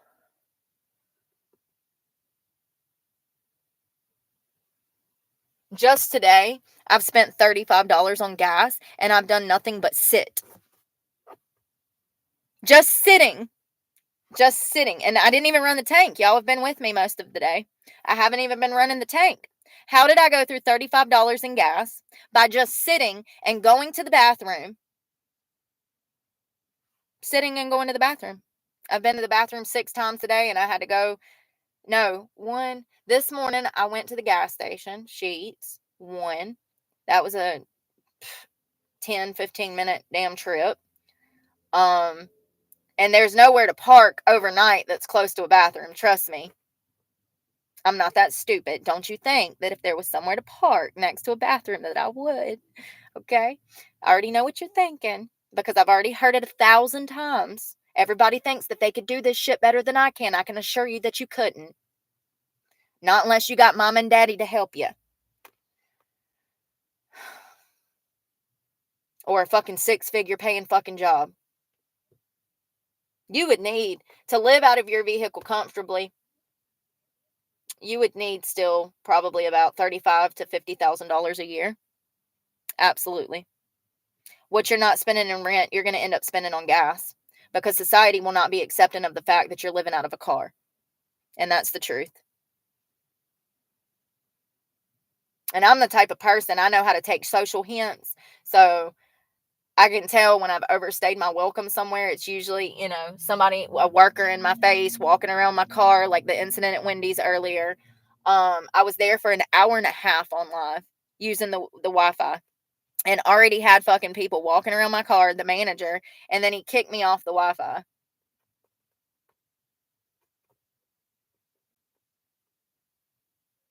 Yeah. I would say 35 to 50 grand to live out of your car. And that's if you're financing your vehicle like I am and you're paying insurance and you have a storage facility, cell phone, and gas. And that's including groceries. That would include everything. You would need 35 to 50 grand a year to live comfortably, to be able to afford gas and food every day and pay your bills. So to all those people that are out here saying that you can live out of your car for damn $1,000 a month, please stop fucking lying because I'm literally starving. Please stop fucking lying. Tell that to somebody that ain't got years of fucking experience living like this. You're full of it. You're absolutely full of it. Those van lifers you see with the nice inbuilt fucking Mercedes-Benz van, oh honey, they're paying $4,000 to $5,000 a month just to survive. Between water, dumping their sewage, maintenance on the van, gas, parking, showers. Yeah. Everybody that you see with one of them fucking Sprinter vans is paying thousands a month to fucking survive. Because this is a V8 and that is what? A V12? So your gas bill just went from $1,500 to $2,500 overnight. What are those vans? What is the engine in a Mercedes Sprinter van?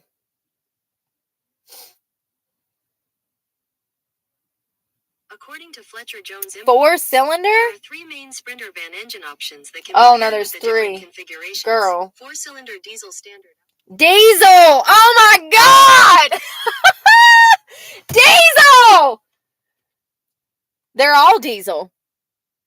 So you go ahead and tack on $1.50 to $1.60 on every gallon of fucking gas that you're taking. Now diesel can run longer, but it's more expensive. Damn, I thought I had it bad. Shit. That ain't that bad. That damn $2,000 ain't that bad. Fuck that. Yeah, bullshit, $1,000 a month. You're over here buying fucking diesel. Tell that to somebody that don't have a fucking brain. And campgrounds, that's another thing. You know, they'd be like, oh, we got this cute little campground. They don't even tell you that fucking campground was $170 a night. I'm so sick of the fucking lies of society. The lies of social media. It's bullshit. It's bullshit.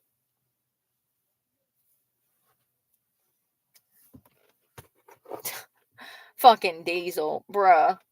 I wish a bitch would. I would have put that damn $8 in earlier and it would have fucking laughed at me. My engine would have said, ha ha ha ha. Ha ha ha ha. Oh, you think we're getting down the road, bitch? Not for $8. Go ahead and put 18 more in it. Like, just to get up the road. Just to get up the road.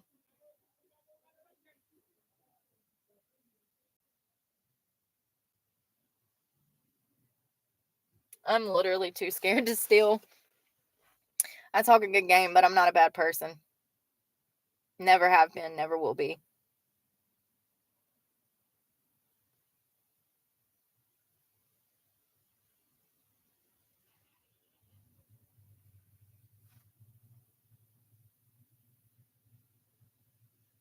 If I spend the $8 that I have on food, I won't be able to shower tomorrow or have any access to anything. I have to have that $8 to have access to the park. So, and I can eat tonight, but how am I going to eat tomorrow? And then that's going to put me in a worse predicament, not being able to shower. And this is what I've been going through all week. And I fucking held it in thinking that not talking about it would make things better and just pray to God. Because everybody tells me things will get better and they just don't understand how bad it's been. It's been this way. It's been this way since I went to jail. Everything got fucked up financially because I went to jail for shit I didn't do, because I had a bitch spit on me 3 or 4 times. Imagine being spat on by a nasty bitch with rotten teeth and then being accused of spitting on her. Imagine that for a minute. Nasty bitch. I should have just punched that bitch in the face. I will never live down regretting that I should have mopped her ass all over that motherfucking Planet Fitness. I should have stomped her out like she was a fucking cigarette ash on a fucking curb. I should have made her eat a goddamn curb. That's what I should have done. Why? Why do I do the right things? Walk away. Why did I walk away? To go to jail for bullshit. Because this bitch is jealous. That's what it is jealous. Look at her. I'm sick of being fucking quiet about fucking evil bitches trying to fucking jeopardize my fucking happiness when it's clear to me that they're not even fucking happy with themselves. Look at that nasty bitch. Fucking drugged the fuck out with fucking rotten teeth. And that's all she'll ever be. Just know that's all she'll ever fucking be. That's all she'll ever be. That's why she hates herself. She ain't got fucking 2 brain cells to fucking rub together. She's a fucking sheep. And that's all she'll ever be. Jacqueline Campbell. I can't wait till this case is over so I can post her fucking face all over Facebook, all over Instagram, all over fucking Snapchat. I'm going to post it everywhere. I'm going to tell the whole fucking world how this bitch had me locked up because she's a junkie. Because she's not happy with herself. Because her life is fucking falling apart. So she has to go fuck with homeless people to make herself feel better. She's a sheep in a political movement to clean up the fucking streets of Eden and get all the homeless people out, even though they're fucking members. I mean, it's just crazy. It's absolutely crazy. It's unbelievable. If I didn't live it, I wouldn't believe it. You know what I mean? I'd be like, they what? They locked up all the homeless people because people were being elected. That doesn't even make sense. Why would they do that? And then I go and do research. This is common as fuck. They've been doing it all over California for the past 6 months. Very common election year. All the homeless people, they get them out of the city. They arrest them. They lock them up in mental institutions. They run them off. They want the city to look clean for the election. They want people to think that they've been out here actually doing some work by running all the fucking homeless people off and locking them up for crimes they didn't commit.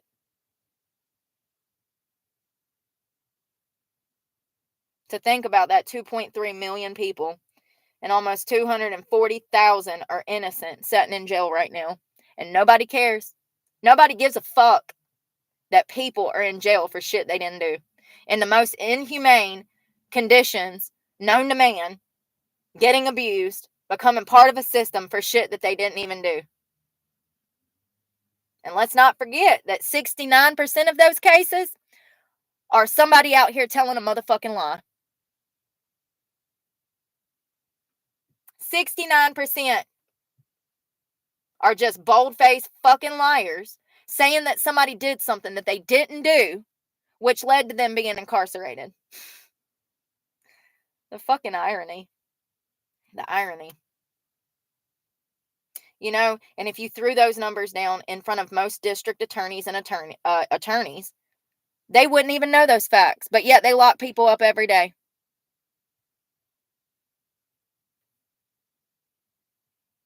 Ask any district attorney how many innocent people we have in prison, and they won't be able to tell you because they don't give a fuck. They don't give a fuck that they're locking up innocent people. They're complicit in evil for money. That's the majority of civilization. That's the majority of civilization.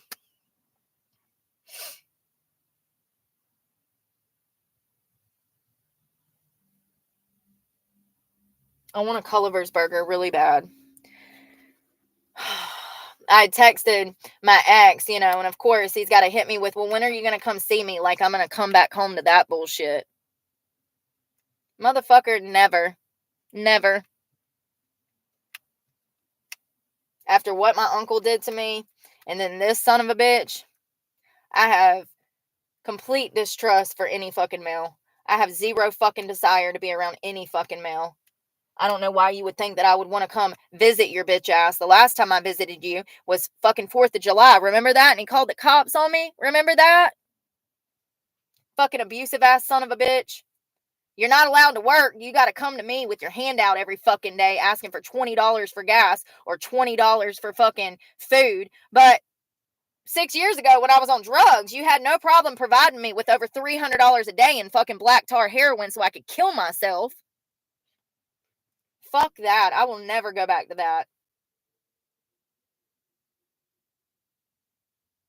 I think that I was hoping that I could be friends with someone from my past just to, you know, I don't know, man. These type of people too, they say things to get in your fucking head. Like the other day he said, I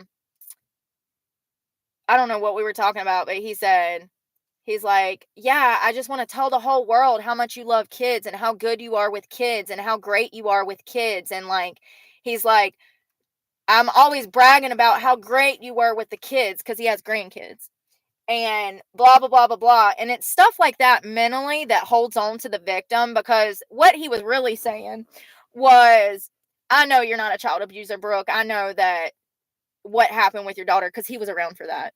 And he's like, What he was trying to do was bait me mentally to make me feel like he understood me. And all it is mental manipulation. That's all it is mental manipulation.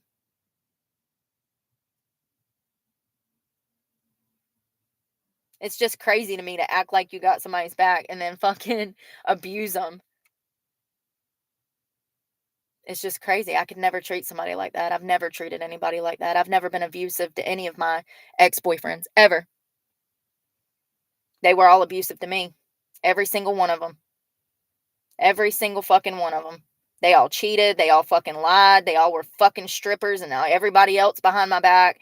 They all hit me. They all sexually abused me. It's just crazy. It's absolutely crazy. I just don't understand why God would put me through all of that to get all of those people out of my life, only to not reward me for doing so. And then he wonders why I even, entertain somebody when they text me. It's like, well, God, you only been throwing bad shit at me for like 2 years. What do you expect when I'm literally at the lowest of low and I've been saying for fucking 6 weeks that it was bad? Like, what do you want from me? I don't understand what he wants me to do. I don't understand what I'm supposed to do on this fucking earth. And it don't look like I can do anything. I can't even afford to fucking go take a piss somewhere, I will say that not having gas in the gas tank makes it go quicker. When I have a full tank, it fucking, when it's full, there's something about it being full. If you're a truck driver, then you know exactly what I'm talking about. When you're only putting $5, $10, $15, $25 in a fucking V8, you're not even going to get 100 miles. Like, you're not getting... I fucking put in $25 and got 4.8 gallons. Do the math on that. That's almost $3.50 a fucking gallon. 4 gallons gets me to the grocery store and back. If it's like 10 miles down the road. If it's anything over 10 miles, we might not be making it back, bitch. Not for 4 gallons. It's just crazy. You would think that a gallon of gas would go 30, 40 miles. Why am I only getting 10 to 15 miles per gallon? I don't know, but it's been this way for a fucking year, and every time I fucking take it in, they tell me it's nothing wrong with it, that they can run $150 fucking diagnostic test. Who has that? Who has that? And when did I buy that case of water? Because it's already gone. Didn't I just buy a case of water like yesterday? It was day before. I've got 6 bottles.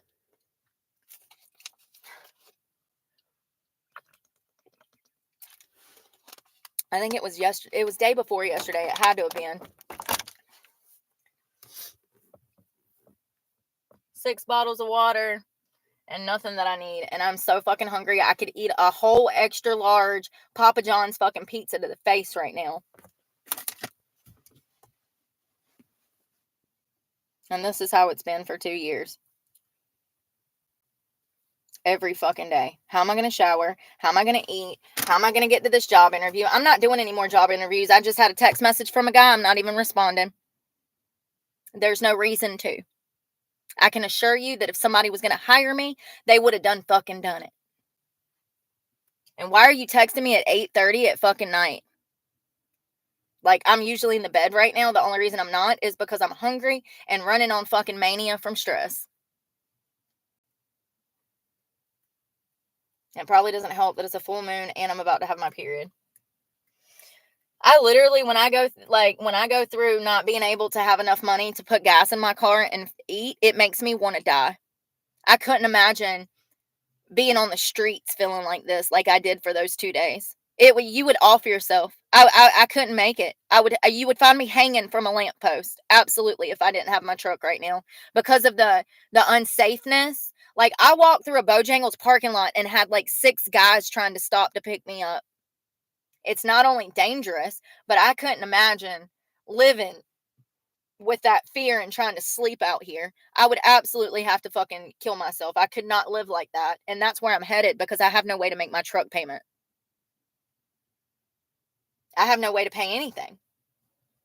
Nowhere's going to hire me.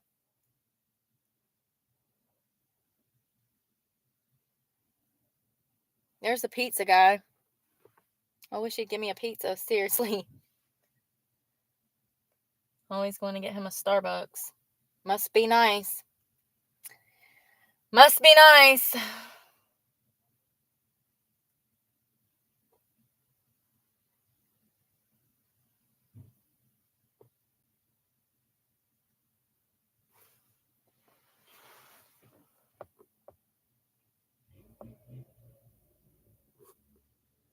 Imagine cooking dinner for your family, only to have the father of the family start an argument so he can go off and fucking smoke dope and freaking snort cocaine. That was my life for 6 years, living in that $1 million house where from the outside everything looked perfect. But what people didn't know was not only was I getting physically abused, sexually abused, and mentally abused and tortured, but every other day there would be an argument that was a knockdown drag out that would last anywhere from 2 to 10 hours.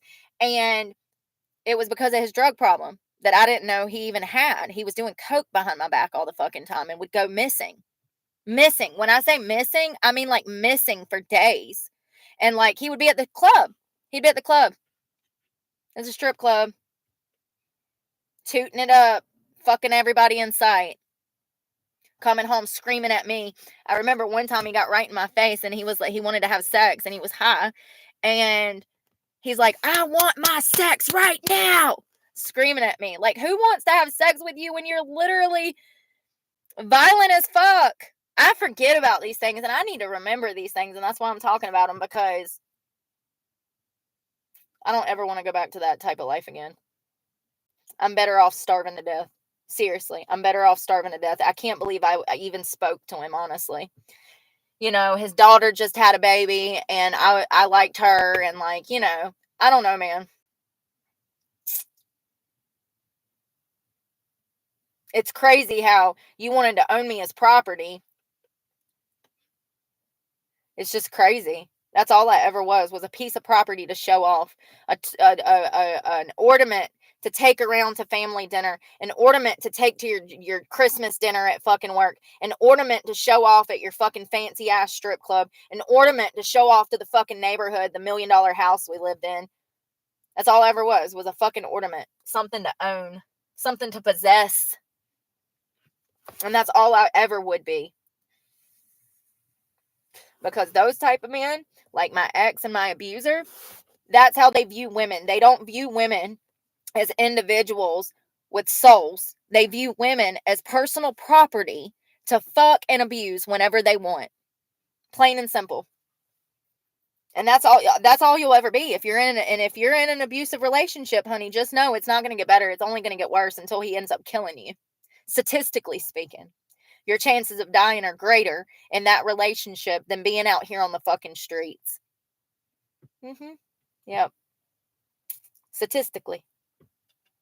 More women are killed by their partner in domestic violence situations than anything else. I've got to remember that when I'm fucking starving to death, though, you know? Like,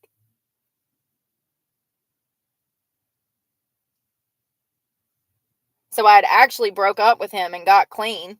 And then midway through getting clean, I needed to be taken to an ER because it had been about, I don't know, over a week, probably more about 10 days since I had actually eaten. And I was so dehydrated that I couldn't even walk.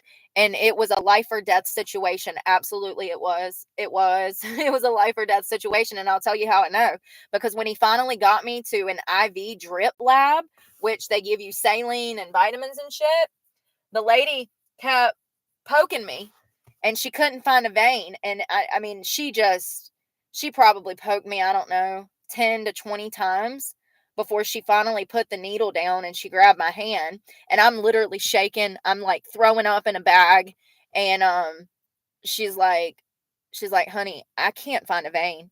She says, we're going to have to transfer you to the ER. And this was like right during COVID, 2020, the beginning.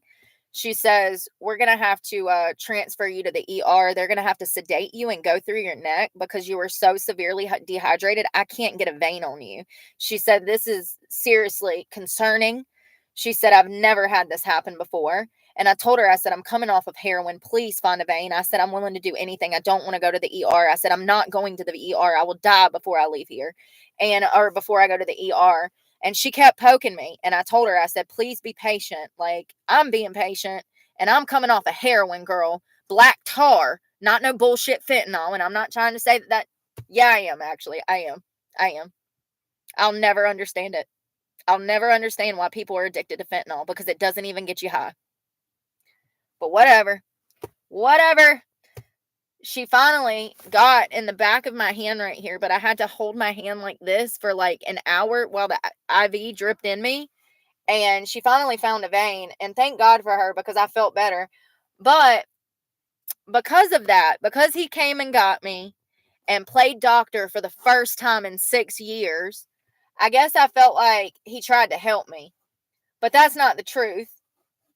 That's not the truth. He had ulterior motives. He was trying to save himself $300 a day.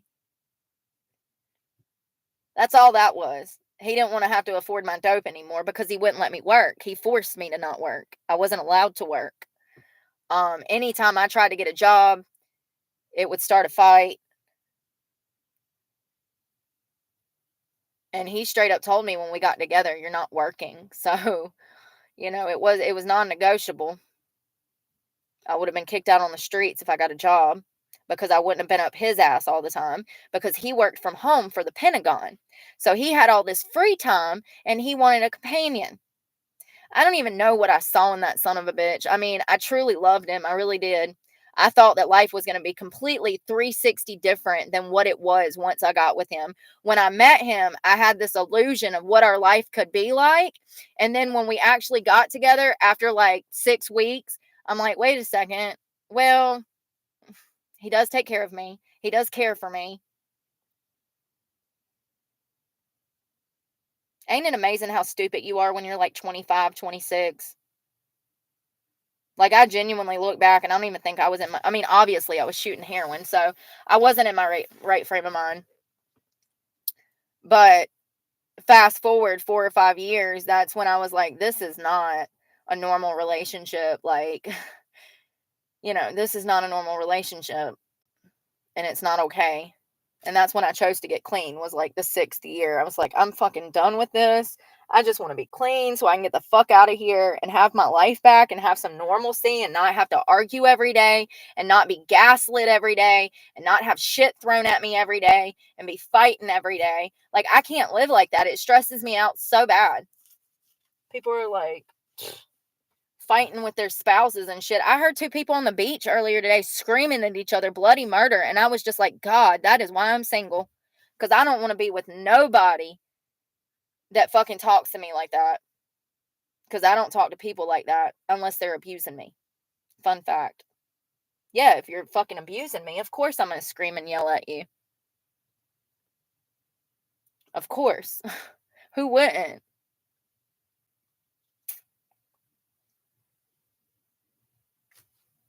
But you're not allowed to do that. You're not allowed to have a backbone and have a fucking opinion. You're not allowed to have an opinion. If you have an opinion. Oh.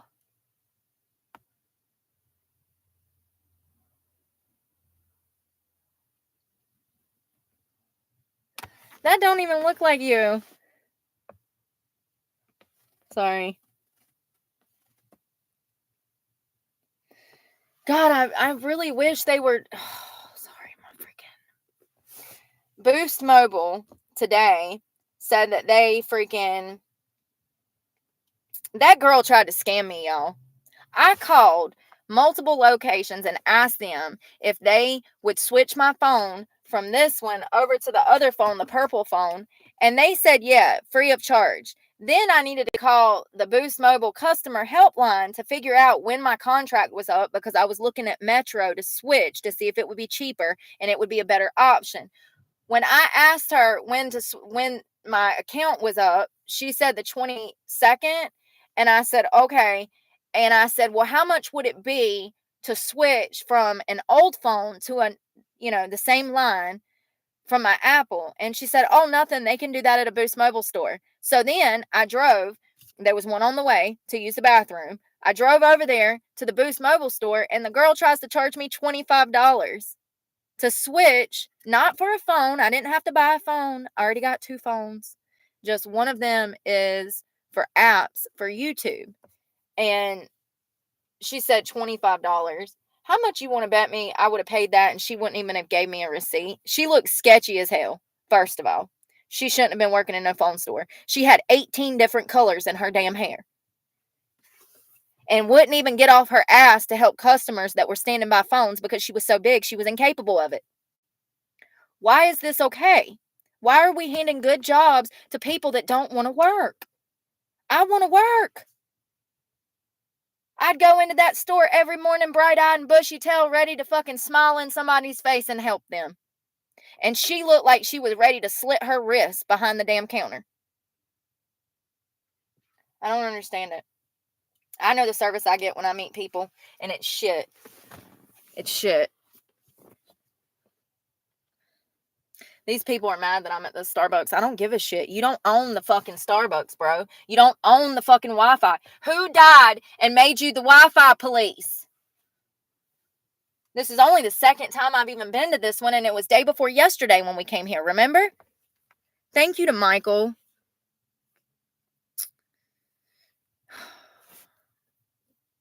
Michael and Tevin.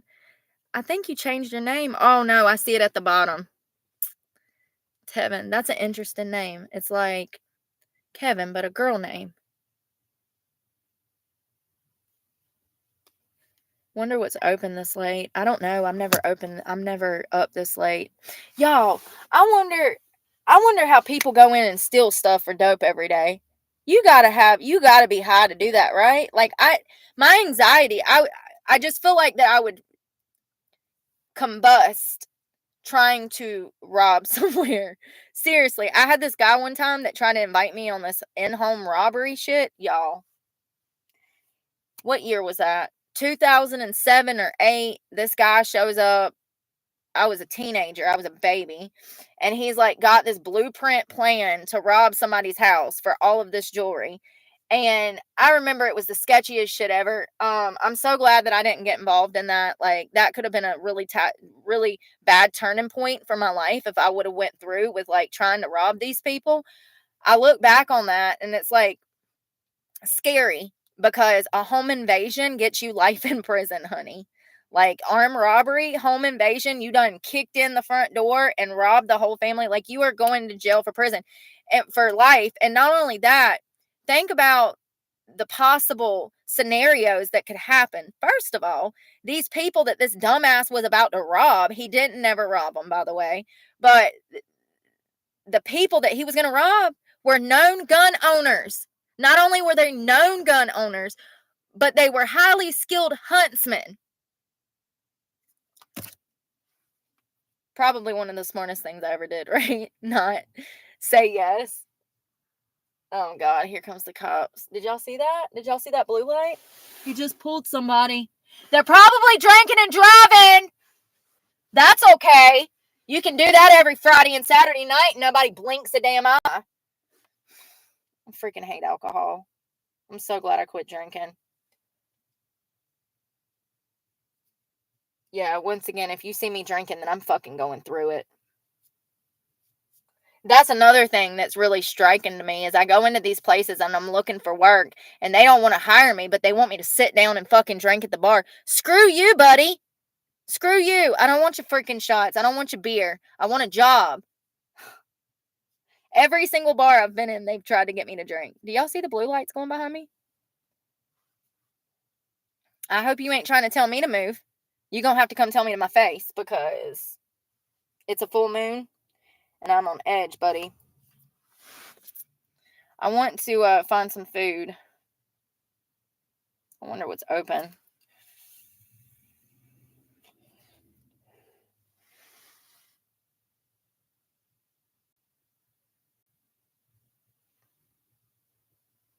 Oh, did I tell y'all that I haven't had fast food in a while? Typically what happens when I haven't had fast food in weeks is if I try to eat something that's fast food, it'll make me sick as a fucking dog. Like McDonald's, oh my God, I will be doubled over in pain. It feels like somebody's stabbing me in the gut. Somebody else that was on my channel, they said that it does them the same way when when they've eaten a healthy diet and then they try to eat like a McDonald's Happy Meal, that it makes them sick as a dog for 2 or 3 days. Wingstop, no, that is not even decent. The Subway don't close till 11. Where's that? I'm probably going to get a sub from Subway. I'm not going to be able to sleep tonight. I'm so stressed out. I don't know what to do anymore. I just want to fucking work. I just want to work. I thought about getting dressed on Monday morning and going over to some of the shipyards here. And also, I told y'all that I've been rolling up on job sites, right? I am not scared, honey. I've had so many people tell me, they're like, girl, you are brave. You just rolled up and will ask for a job. I'm like, absolutely. I've got to fucking work. You ready? I got my tool belt and everything. What you need? Like, they ain't hiring though. I had one guy tell me that he had to let like 3 or 4 people go because he's not getting the business. He builds fences, which I've done before, which is why I asked him for a job. So he says that he had to let people go because he wasn't getting no work, and so he didn't need as many employees. How come everybody I talk to in society is not only downsizing, doing layoffs, and not making enough money, but our government numbers say that we're fine? There ain't no way. There's no fucking way. I've been through 6. How many states did we assess the other day? West Virginia, South Carolina, North Carolina, Georgia, and Florida. I have applied at hundreds of jobs throughout those 6 states in a year and a half, not even 15 months approximately, and not one job opportunity. But the Biden administration is adding all of these jobs, right? Go to any old city. Y'all know how like most cities like Charleston, there's the old downtown and the new downtown. Go to any old downtown area and it is completely dead man's land. All of those businesses that used to be on the other side of town, they're all going out of business. The lower and the middle class are being killed every day, being fucking chokeholded out of the economy. I saw a report the other day that hundreds of thousands of Americans are moving overseas. Bali, Costa Rica, Mexico. Where else did I see? Italy, because it's cheap to buy. You can buy a home for Italy you can buy a home for Italy in Italy for just a few dollars down.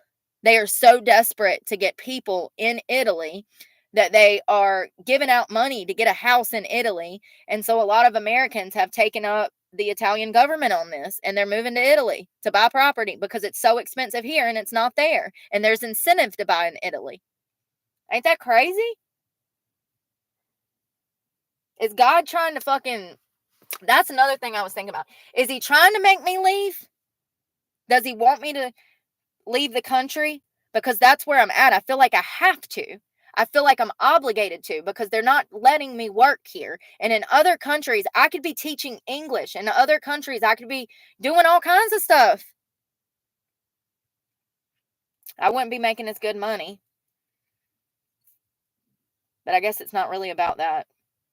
It's about helping others. That's what I want to be doing. Helping others. And I would have to sell my vehicle because I can't drive my vehicle in certain places that I've been looking at. And there's 3 in particular places that I've looked into. My visa is good to go. And I could transfer everything. It wouldn't be hard because I have a U.S. passport and all of that. I would have to get this court stuff figured out first. But other than that, I would have to sell my vehicle, and that's what scares me. It's like, how do I sell this and get something else? And if I don't get something else, how far would I be living from my job? And how do you coordinate those things? Like, it's just, I don't know. Is he trying to get me to leave the fucking country, though? Is he calling me elsewhere? I don't know. I know that I've filled out probably 50 job applications to work overseas and volunteer, and I've not gotten a call back. Volunteer. Imagine not being able to volunteer because your criminal record is so bad. And I didn't even know other countries did background checks like that, but they do, honey. Let me tell you, they absolutely do. They absolutely do. I'm like, that's a third world fucking country. She's like, yeah, but this is a staffing agency. I'm like, oh, okay, that makes sense. I'm an idiot. Like, when it comes to, like foreign affairs, like, I don't fucking know how stuff is done in other countries. I've never been. Cut me a break. I've only been to 2 other countries, the Philippines and Mexico. And both are beautiful, by the way. Both I would love to live in. Maybe not Mexico. I take that back. Maybe not Mexico. I feel like I would go missing. With these eyes, I might go missing. I don't know what God wants from me. I don't know what he's expecting from me. He said, get your life together. I said, okay, bet. Got clean, left abusive situations, cut all of the toxic people out of my life, worked on being more positive. Fucking, I literally changed everything I can change. There's not, I physically cannot at this point. You know what I mean? Like, I've already gave him too much and he ain't gave me nothing in return. And at this point, we're in a standoff We're in a standoff. Me and God are in a standoff right now because I'm angry at him.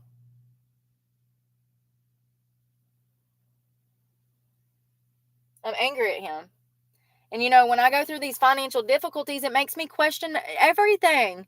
Like, what am I trying for? What am I doing? Why does shit keep getting worse and worse? I fucking went to bed last night. Gas was at $2.89. I go to get gas today and it's at $3.17. How does it go up 50 something cents in a day? Ain't that $2.89? That's 21. Yeah, it's like 40 cents almost. How does that happen overnight? Kevin. Pastor Kevin La.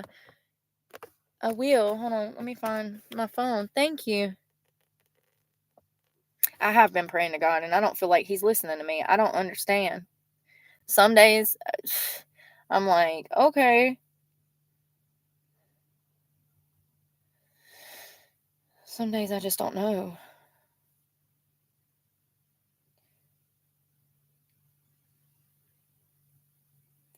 Where is he out of? Ministries. Oh, he's from the Bahamas. I'll have to check that out. I see his stuff here on YouTube. The Bahamas.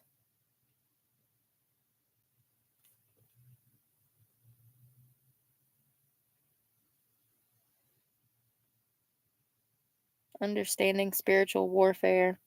I'm going to watch that when I go to bed.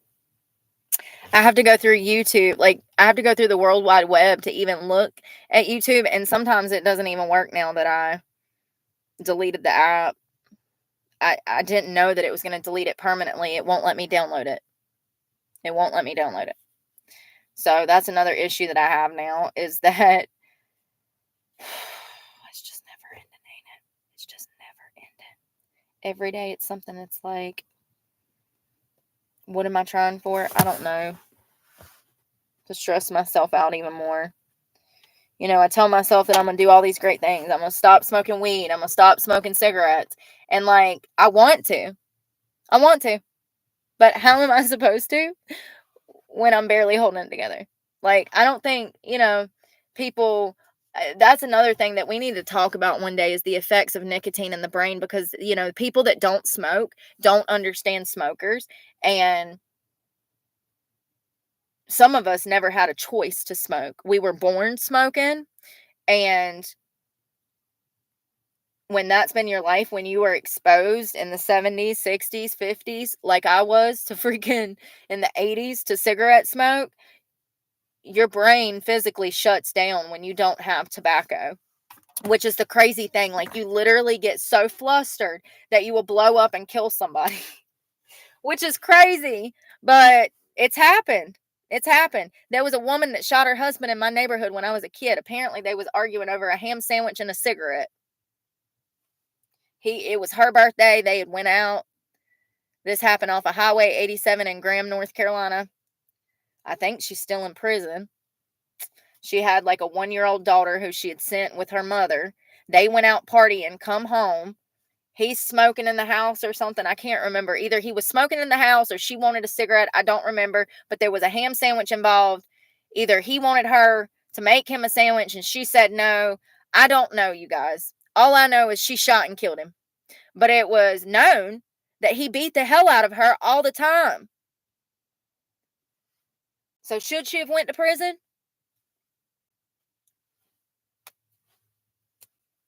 If it was me, I'd say no.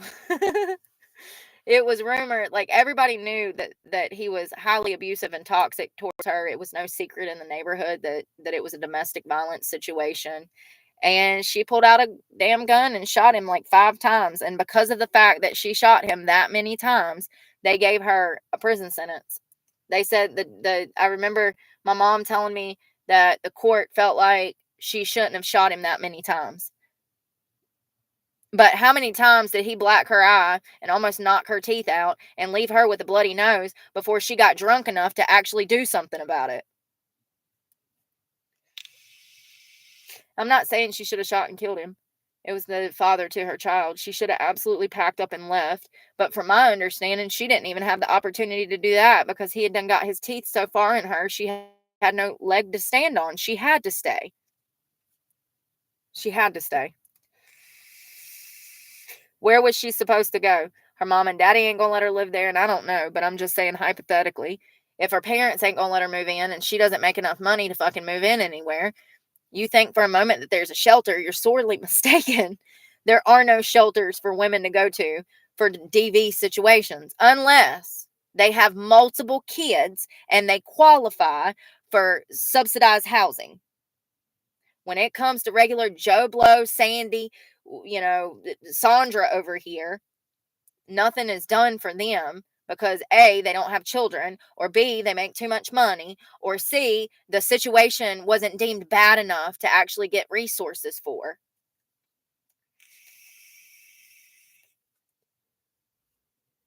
I wonder how much money we spend on that every year, only for the public to be told lies, just like the housing situation with the homeless. I think most people are under the impression that there's a homeless shelter and that it's full of veterans and homeless people, but I can assure you, you are sorely mistaken once again. It is full of immigrants. Immigrants. And has been for years. And matter of fact, they still bringing over more. There's caravans walking here right now crossing that freaking border.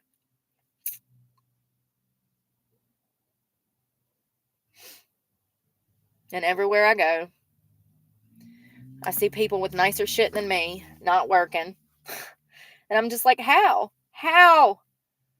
This is the first time, I almost wonder, somebody was telling me somebody mentioned to me that the older you get, the harder it is to find employment. So I went back and looked and I asked a guy one time, I said, does it have anything to do with my age? And he's like, no, how old are you? And I told him, do y'all see those fucking blue lights keep going by? He's trying to run me off. Y'all see that, right?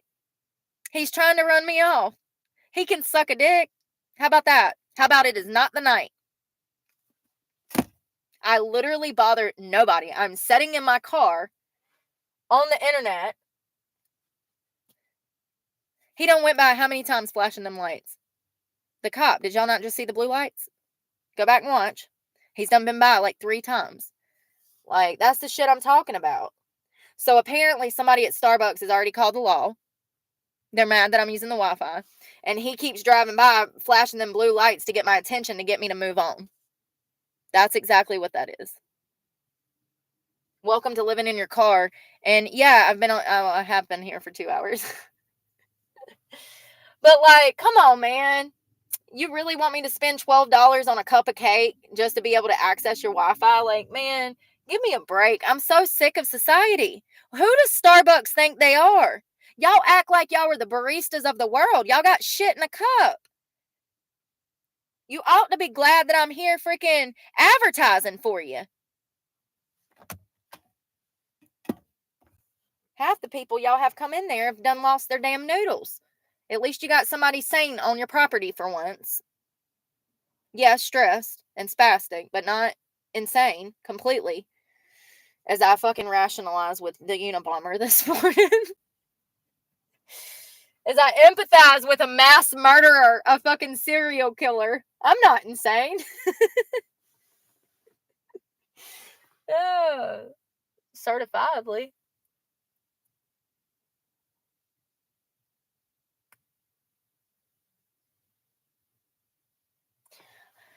I'm trying to see what I want to eat.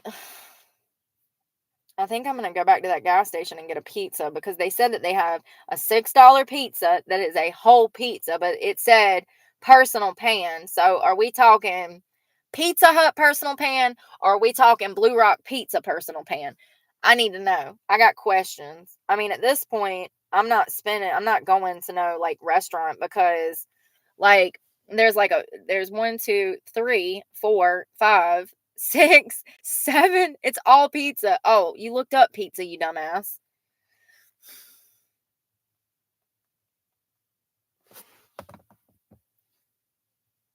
I wonder how people steal every day. It must be nice to just damn not have a conscience, right? I wish I could walk up in a place and damn steal. I've never stolen in my life, but I wish that I could. I wish that I had the balls of steel to do it. That's what I mean. Watching them people eat at that restaurant today had me like on edge so bad because like it's just unfair. I'm sitting there and I don't know if these people are legal or not, but I'm in a densely immigrant area and it's just frustrating to think that I as an American am walking around looking for work, starving, literally done walk like 4 city blocks just to get to that one location so I didn't have to waste gas. And I'm watching all of these people eat and it's frustrating, and like the amount of people that I've personally seen in the middle of a Walmart with 2 buggies full of shit and 5 or 6 kids running around that are disrespectful as fuck, by the way, that pay for fucking food stamps with EBT. It just frustrates me. How is that okay? And my EBT gets cut off because I got one good check, and it wasn't even a good check. It was $1,200. What do you do with $1,200? I pay my bills, my truck payment, my gas, my insurance, and not even my gas. I'm sorry. My truck payment, my insurance, my storage shed, my cell phone, and my gym membership. That's a $1,200 check. Boom, gone. Gone. Woof. Disappeared. Like, I don't understand how people are surviving at all. I don't understand how people are eating out. I don't understand how people go and get damn Starbucks every morning. I don't understand how people are paying their insurance. Oh, that's right. They're not. A good portion of people are not. That's right. And I'm about to be right there with them. I mean, hell, I ain't never had a damn accident on my insurance. I wish I could be like that, but I know I can't be.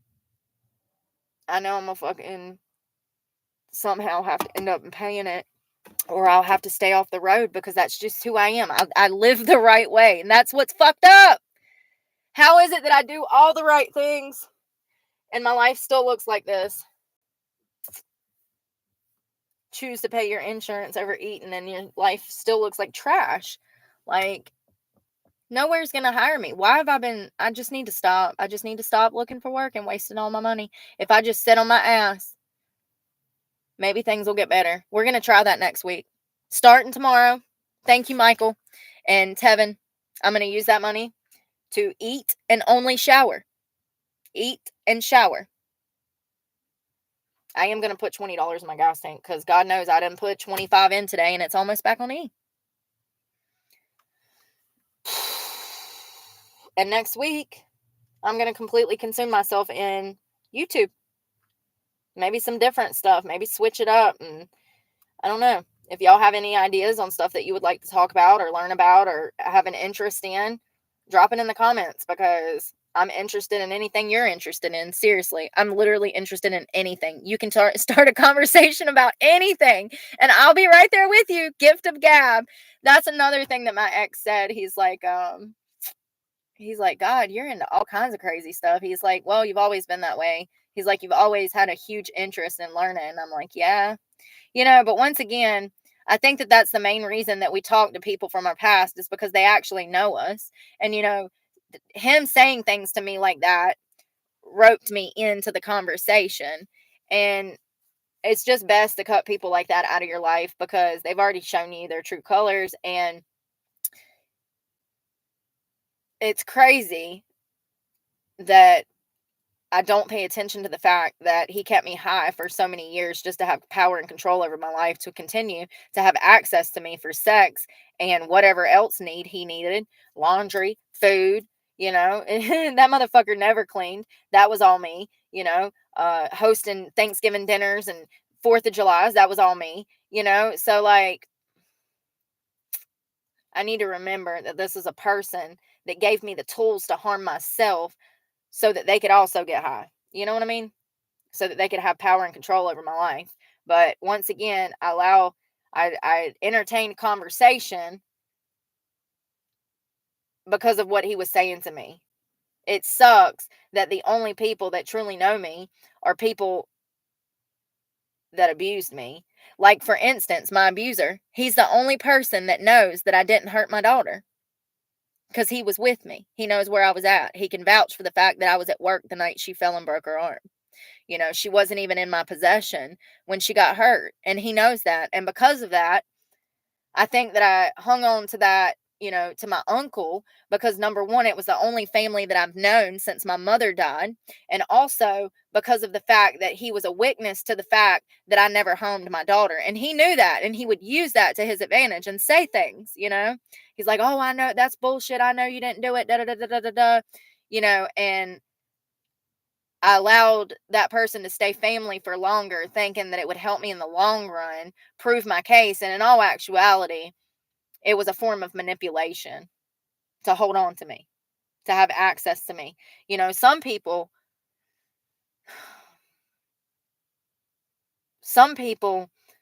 will take any access to you over no access to you. And that is not okay. Like, you got to cut that shit off and just be done with it. But it's hard. It really is when it's the only family you've ever had. It's the only family you've ever had. But I keep reminding myself that he didn't act like family. He was never family.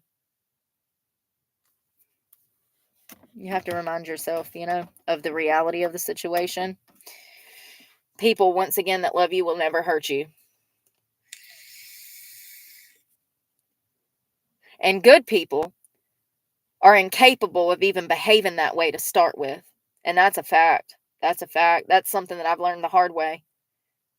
If they have a propensity to cheat, they're going to have a propensity to lie. If they have a propensity to lie, they're going to have a propensity to betray you. And once they betray you, you kind of allowed it at that point because you knew their true colors. They already lied. They already cheated. What did you expect to happen?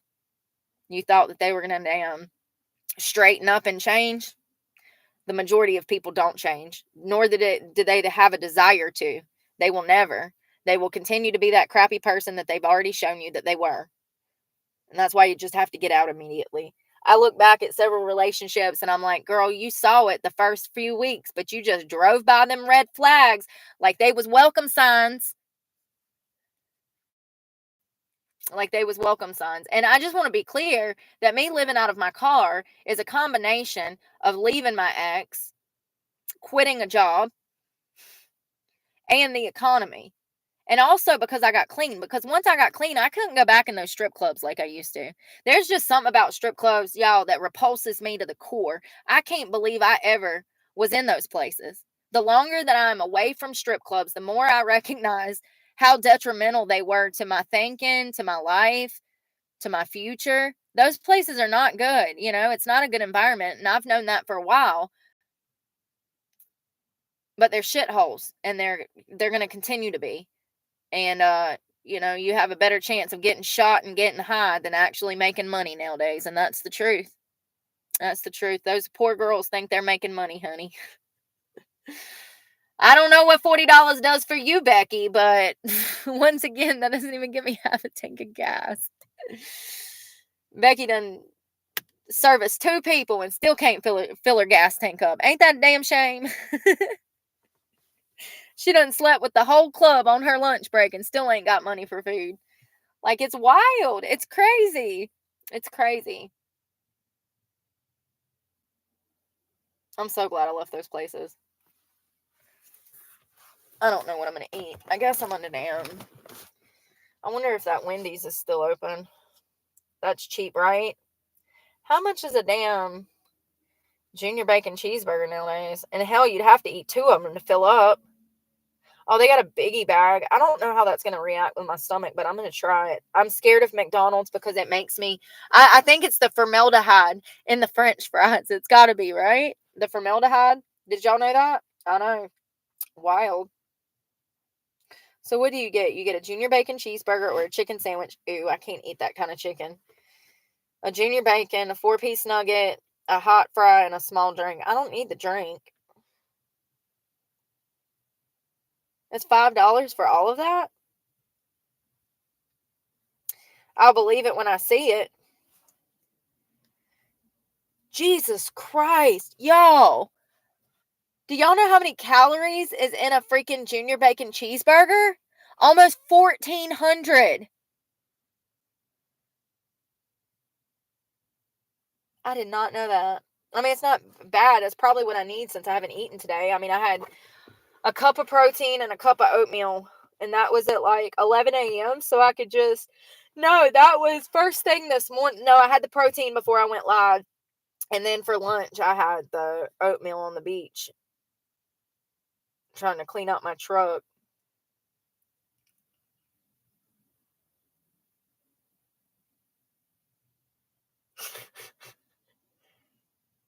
See, that I told you.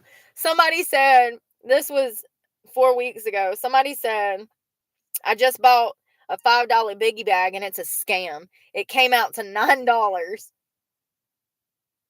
Oh, y'all know what that reminds me of? That Uber driver. Hold on one second. I got to tell y'all this before I go. This Uber driver got a job as a food delivery worker. And when she got her first paycheck, she realized that Uber Eats was stealing all of her money. I told y'all 2 years ago. Nobody listens. I said, oh, you think it's bad in the strip club? Just wait for it to spread to your workplace. Remember I said that last year? It was actually last year when I was bitching about strip clubs taking all of my money. Remember when I made $1,500 and I only got to walk away with $400 because the club took $1,100 of my money that I earned from a customer? Remember that at the Cheetah Club of Raleigh? And I told you guys, expect it to fall over into society, the scamming of companies. Hold on. And I think that this has actually been going on a while with the stealing of finances from Uber drivers, Lyft drivers. They steal their tips. It's just like if you go into a Subway and you leave a cash tip on the credit card machine. Fun fact, they don't even get to keep those half the time. It depends on the Subway. You think you're tipping a Subway or barista worker, and the company is actually stealing their tips. And instead of you people out here in that position as the employee doing something about it, y'all have just been letting these people steal y'all money. It's crazy. It's just crazy. So this lady said that she left me a $25 tip and only gave me $7. This was a DoorDash. It says Dasher issues warning after they say DoorDash stole their tips from drivers. They've been doing it for a while, honey. And I told y'all that this was coming last year. So I don't want to hear it because you're still working for them. Maybe if all y'all go on strike, things will change. See, it'll change overnight, honey. If every Uber driver refuses to drive tomorrow over the weekend, by Monday morning, y'all will all have your money. And then some. They'll probably increase your damn wages. They'll be like, we've got to get this food out to make some money. So let's up the wages. So a TikToker named Mosido, Mo Side Hustles 2. Mo, M-O, Side Hustles 2, you can find her on TikTok, is a DoorDash driver with a burning question for her colleagues. Is DoorDash stealing y'all's tips too? Mo says she's heard this rumor before, but disregarded it. I told you last year, Mo. I told you last year that employers were going to be stealing y'all's money in the service industry because I've already experienced it happen to me. Ooh, DoorDash, you got a lawsuit. DoorDash agrees to pay $11.25 million to Illinois drivers settle tip fraud lawsuit. What'd I tell you? Somebody sued them, and they won $11.5 million almost. See how easy it is to make money when you already have money and you can hire an attorney? That easy. When your civil rights and your work wages are stolen, you just hire an attorney, honey, and they take care of it for you. And I bet it's really nice to have money, to be able to hire an attorney when you actually need one, when you know that your rights have been violated and your wages have been stole. Oh, wait a second, I've already went through that, but I couldn't hire an attorney. Remember, that restaurant still owes me like, I don't know, $1,500. Probably more than that if I count back tax, like back pay that they actually owed me for my first 2 paychecks that were wrong. Not to mention all of the credit card tips. We've added it up. I forgot. I think it's PTSD. So it says Mo goes through the article, which explains that the company agreed to pay the settlement to resolve allegations that operators of the delivery food app had tricked its customers into thinking that money paid as tips would go to boost a driver's pay. The settlement covers a period from July of 2017 to September of 2019, and that was really before their prices excelled. Now it costs you what, like $20 to get some food delivered to your house that's not even worth $20? Back in 2019, that was right before I got clean, and when I got clean, I moved to Charlotte, and even I use DoorDash and Uber Eats every day, and it was expensive in 2021, super expensive. Like I said, if I wanted to get a McGriddle and a coffee from McDonald's, it was going to cost me more to deliver it than the food was even worth. And so I find this interesting that this was from 2017 to 2019.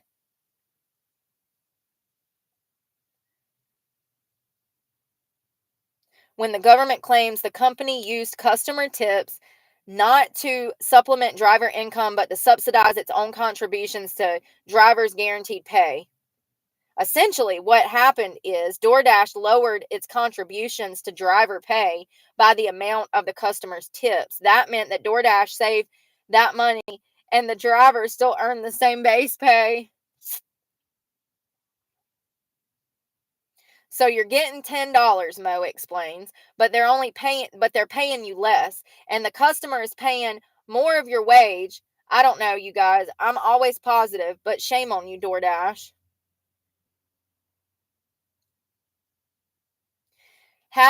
So one user wrote, had a customer physically show me she left me a $25 tip, but DoorDash only gave me $7. I mean, is anybody surprised? Because this has been going on in the service industry for a minute, honey. It's part of the reason that I don't have a job at a bar now. Because the last one I worked at, he didn't want to pay me, and I wasn't making no damn tips. And I was fucking tripling his sales. And I wasn't stealing, so I knew that he was saving money. And the son of a bitch still mistreated me. All I wanted was a few $100 a week. I just felt like as a GM, I should have been making $500 a week. Food. I need to get food before everything closes. I don't know what to do anymore.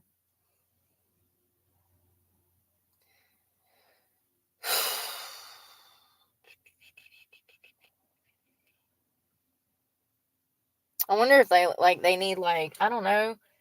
I was thinking of dirty jobs that nobody wants to do, maybe like the fish market or something, like cleaning fish, gutting fish. I'm not green behind the ears. I can handle that. I can pack fish, I don't know. I said I wasn't going to go look for work. I said I wasn't going to waste my gas. But I'm still brainstorming what I could do Monday to like find work, because I've been to everywhere in this area, so I don't know everywhere that's worth a damn that would hire me. You know, I can't roll up in a Starbucks. They're not going to hire me. If you think for a moment that Starbucks would ever hire me, you don't know anything about the world. Nothing. I'm the last person that Starbucks would ever hire. Just based off of my looks solely. They would turn me down based off of the fact that I'm white. And that's the truth. Nobody wants to hire white people right now. Nobody. Which is sad.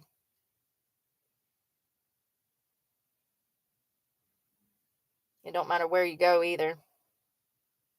I guess I'm going to the Subway 3 minutes away. Watch me get over there and they not even be open when it says 11. How much you want to bet? I'm willing to put 50 cents on it, even though it says it's open. Listen, y'all notice that half of the businesses on Google ain't right no more since COVID? Do they even update that thing anymore? I don't think so. I haven't even seen the Google car riding around anymore. Remember the Google car would ride around and scan the streets and then upload it to Google? I don't know about that. I was checking on the library today and it didn't even have hours on it. I said, how does the library not have hours? Like, when are we supposed to know that we're supposed to just guess? We're just supposed to waste our gas and drive all the way over there to see if you're open? Absolutely, that's what they expect. You think they give a crap that they don't have their hours posted online? I've pointed this out to businesses and they're like, oh, okay. Maybe that's why your business is failing, you know? There's the thought. You don't even have the proper hours listed. Look at this. Ah, look at this. You can see it. Yeah. Look at that. $25 and I'm almost back on the E.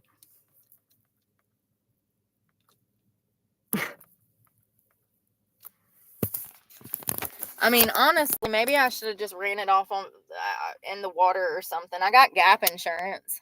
I've been kind of praying that a big old moose steps out in the road and I can just nail him. Like, it would literally solve all of my problems. I could go buy $1,000 car and be done with it, you know? Yeah, I wouldn't have this luxury, but like, you know, because I have a lot of room in here. But all of my problems would go away because of my gas bill. My gas is my largest expense and it outweighs my truck and all of my other bills combined every single month. So you add the $1,200 in bills plus anywhere from $1,500 to $2,000 a month in gas, and that's just unmanageable. It's complete, and that's not including food, that's not including hygiene, that's not including, you know, little things like park passes to wash your ass. Like, I don't understand how it costs this much just to survive nowadays.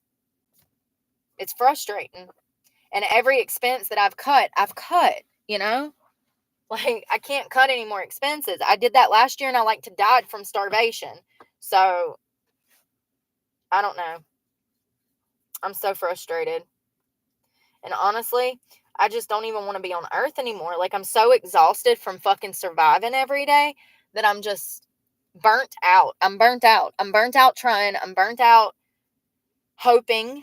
I'm burnt out being positive. I'm burnt out being focused and like about it. Like, I'm just burnt out trying and getting the same fucking results. I spent more time on my fucking computer today than I even spent taking care of myself. That is not okay. That is past normal when you are spending hours upon hours a day on the computer, looking for work, filling out job applications, answering emails. Like, I haven't even checked my YouTube email because I've been completely consumed with my personal email for work. And I said I wasn't going to do that, and I'm still doing that. Said I wasn't going to waste my time on online applications, and I can't help myself. I get obsessed with trying to find work. I get obsessed with trying to better my situation. And then everything gets so bad that I can't even stay afloat and above water, that I just fucking spiral into fucking mania. Because, I mean, it's depressing. It's like, what do you want me to do? You said if I got clean that my life would get easier. When? How many years before it gets easier? And why don't I see any other addicts talking about what I'm talking about right now? Because I can't possibly be the only one that got sober and had their life completely do a 360 in a bad direction. I was much better off on drugs than I've ever been sober. Mentally, spiritually, physically. Like, I don't understand. Maybe that's just the devil. I don't know. I don't feel like it is. I feel like it's society. I really do. I feel like everybody expected me to die on drugs. I feel like everybody expected me to fucking open up an OnlyFans when they did. I feel like everybody expected me to want to do sex work. I feel like everybody expected me to do sex work for the rest of my life. So what? I'm being punished by society because I won't be a sex worker? That's what it feels like. That's what it feels like.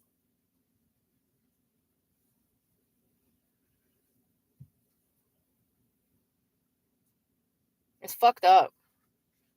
I feel bad for anybody that's sleeping out here on the streets tonight. I see y'all. I see y'all. I've seen y'all all day.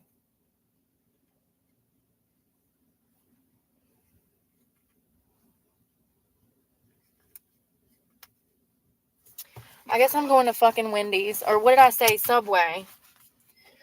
Let me get out of here before the cops actually show up. Fuck you, Starbucks. You're a piece of shit. That's why your company's going to fail. I give it 10 years before it fails. 10 years. Remember I said it. I don't know what they're going to do, but they're going to do something that leads to their downfall. And I think they already have, haven't they? Don't they have lawsuits pending? Yeah. Love you guys. We'll talk tomorrow. I don't know when, but